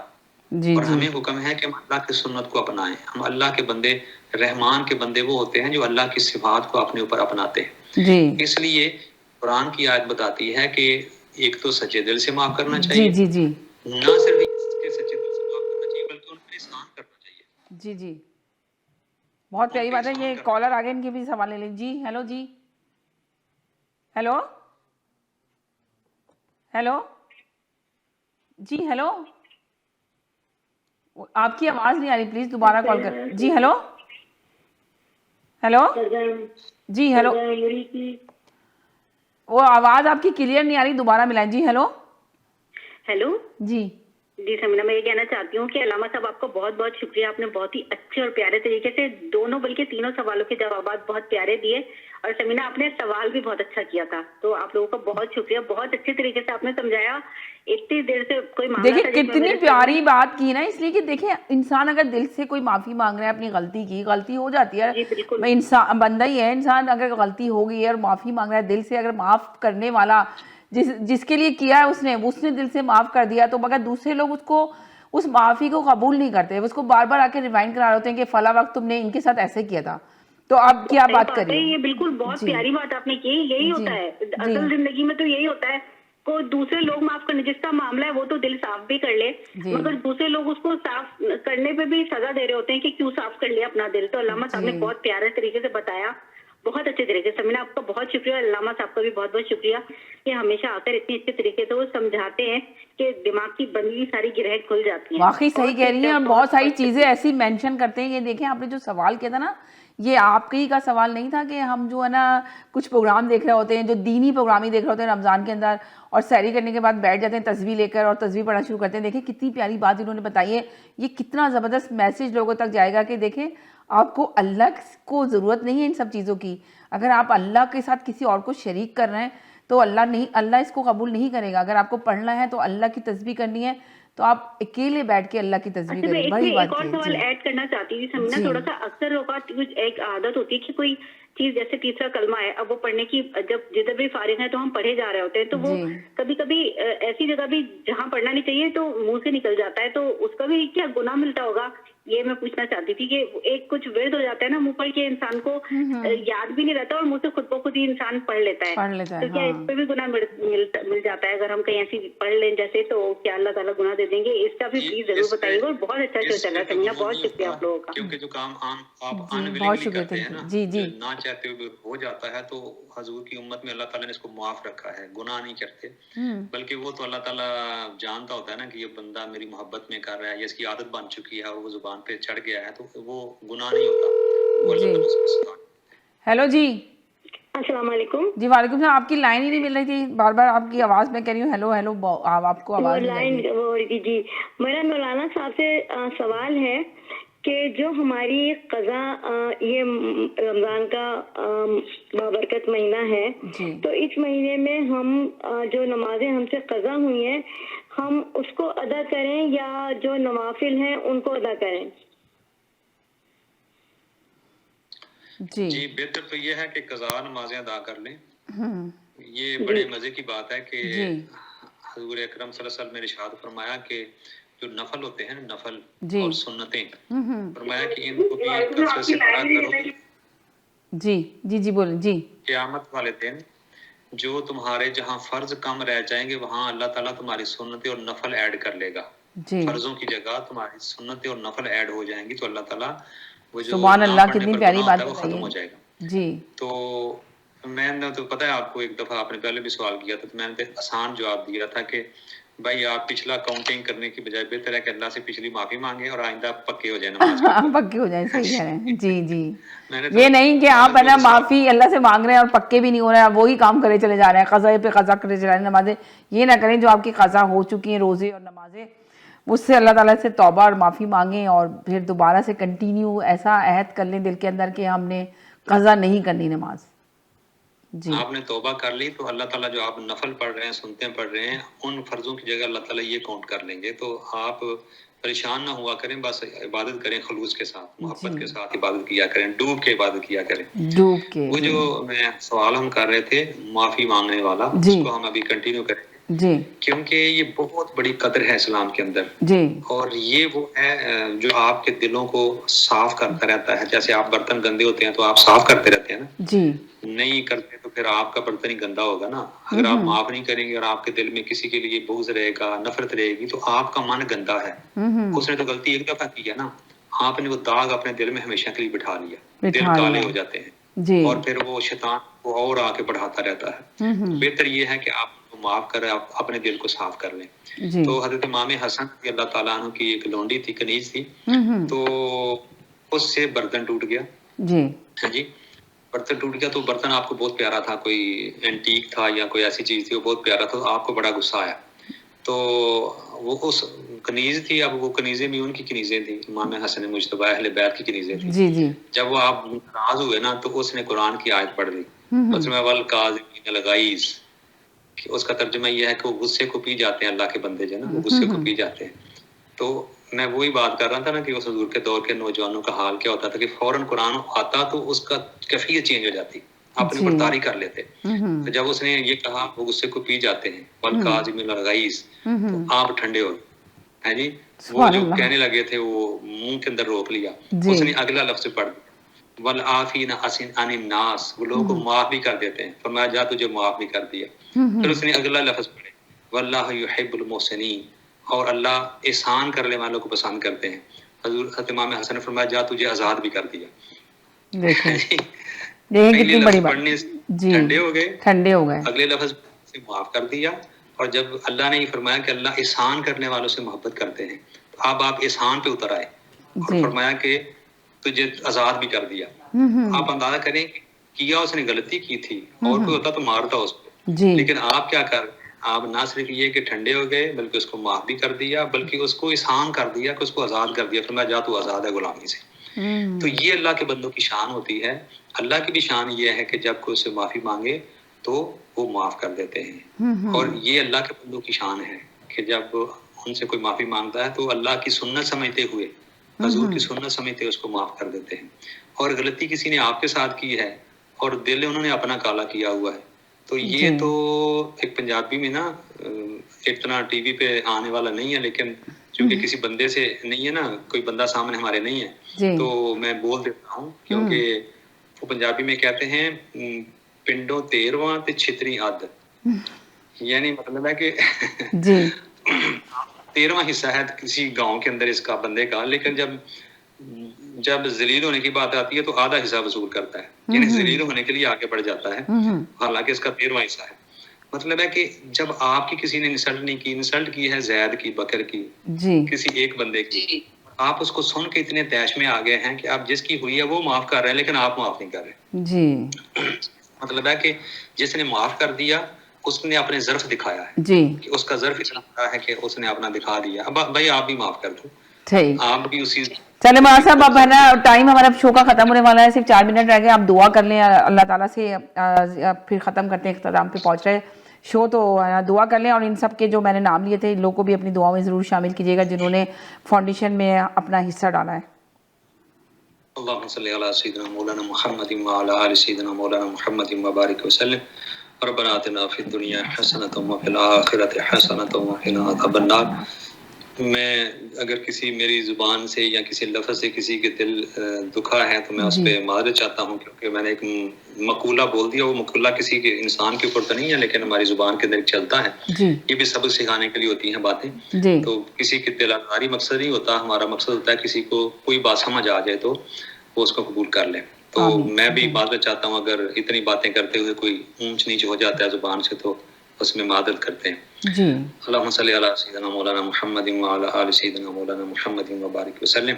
रब्बना आतिना फिद दुनिया हसनतन व फिल आखिरति हसनतन व क़िना अज़ाबन नार। या अल्लाह, ये टीवी प्रोग्राम जो लोग सुन रहे हैं हमारी इस मजलिस में शामिल हैं, और ये रमज़ान की ये मजलिस है, ये तकरार का प्रोग्राम, आवाज़ एंटरटेनमेंट का ये प्रोग्राम जो तेरे दीन की आवाज़ उठाता है, लोगों के मसले मसाइल का हल बताता है कुरान और हदीस के हवाले देकर। मौला, ये एक दीन की तबलीग का एक सिलसिला है जिसे हमारी बहन ने शुरू किया है। मौला, इसे अपनी बारगाह में कबूल फरमा। आमीन। और इस नेक काम और अल्लाह की किताब और हुज़ूर की अहादीस और अल्लाह के ज़िक्र और नसीहत की बातें और अच्छी अच्छी बातों के सदके या अल्लाह इनके इस रोज़गार में, इस प्रोग्राम में, इस चैनल के अंदर या अल्लाह बरकतें अता फरमा। आमीन सुम्मा आमीन। इसको दिन दुगनी रात चौगुनी तरक्की अता फरमा। आमीन। आसमान से इसके लिए रोज़गार के दरवाजे खोल दे। आमीन। इन्नका अला कुल्लि शैइन क़दीर, तू हर चीज़ पर कादिर है। वतर्ज़ुक़ु मन तशाअ बग़ैर हिसाब, और बगैर हिसाब जिसे चाहता है तो रिज़्क़ देता है। या अल्लाह इन पर इसके ज़रिए रिज़्क़ के दरवाजे खोल दे, आसानियों के दरवाजे खोल दे, मुश्किलें आसान फरमा, परेशानी दूर फरमा। हमारी बहन ने और उनकी पूरी टीम जिस काविश के साथ काविशें करती है, मेहनत के साथ, खलूस के साथ, या अल्लाह इनकी रोज़गार में, इल्म में, ईमान में, कारोबार में बरकतें अता फरमा। इस टीवी चैनल को और तरक्की अता फरमा, और इनके ज़रिए इनके ज़राए पैदा फरमा ताकि ये काम के लिए आसान हो जाए। जो लोग इस मजलिस में हमेशा शरीक होते हैं, काले करते हैं, हमारी बहनें हैं, भाई हैं, माल के कायनात, ये एक फैमिली है, एक ख़ानदान है। या अल्लाह तू उन पे हमेशा करम फरमा। और जो हमारी बहन मरीज़ हैं, बीमार हैं, और भी जितने ये टीवी प्रोग्राम सुनते हैं, जो भी कोई मर्ज़ है, मौला तू जानता है। रब्ब कायनात व यशफ़ि सुदूरा क़ौमिन मुअमिनीन व ननज़्ज़िलु मिनल क़ुरआन मा हुवा शिफ़ाअ व रहमतुल लिल मुमिनीन व इज़ा मरिदतु फहुवा यशफ़ीन क़ुल हुवल्लज़ीना आमनु हुदन व शिफ़ा।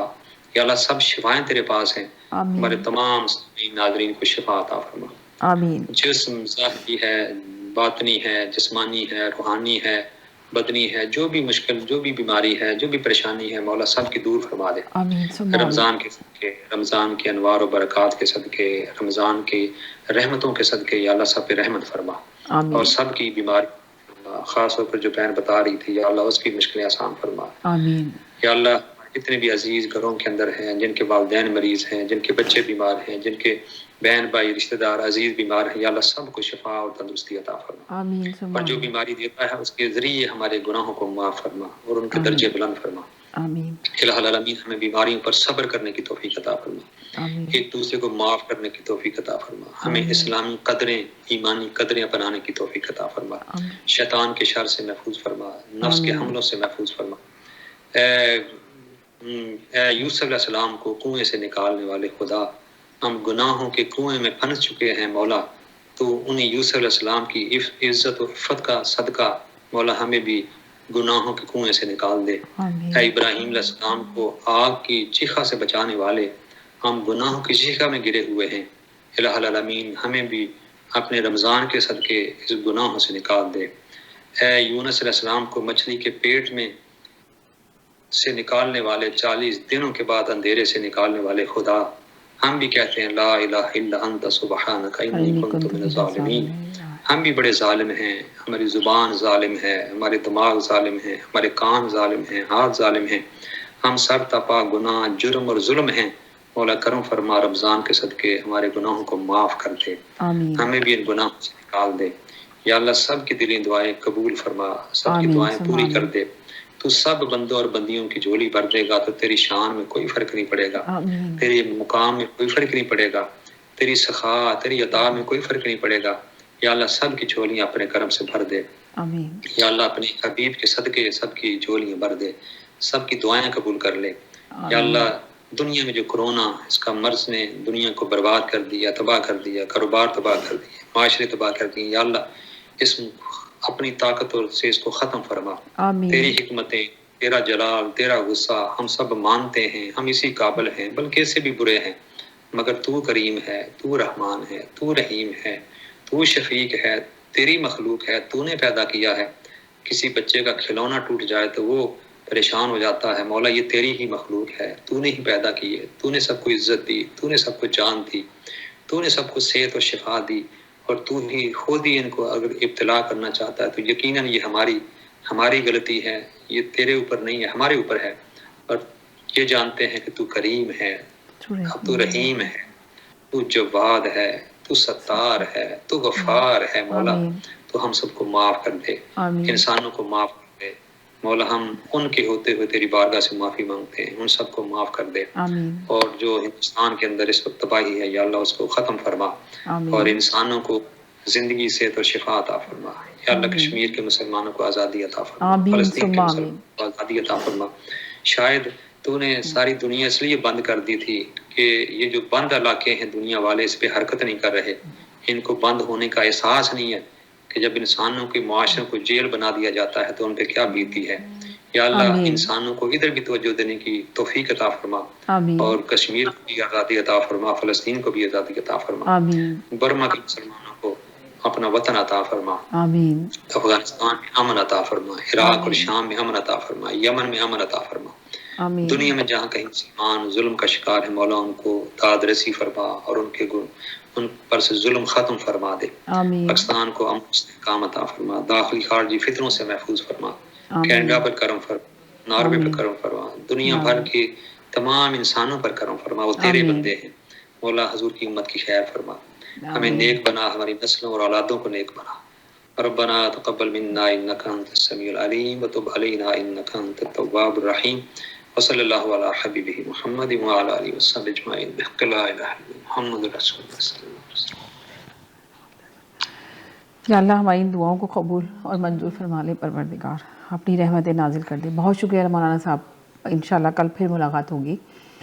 سب کو ٹھیک ہے جاتے جاتے یہی کہتے ہیں کہ خوش رہیں، مسکراتے رہیں، زندگی بہت خوبصورت ہے، اپنا خیال رکھیے گا، دعاؤں میں یاد رکھیے گا، زندگی رہی انشاءاللہ کل پھر ملاقات ہوگی۔ گھر میں رہیے گا تاکہ آپ لوگ سیف رہ سکیں، اپنے پیاروں کا بھی خیال رکھیے گا۔ انشاءاللہ کل ملاقات ہوتی ہے، اجازت چاہتے ہیں، اللہ حافظ۔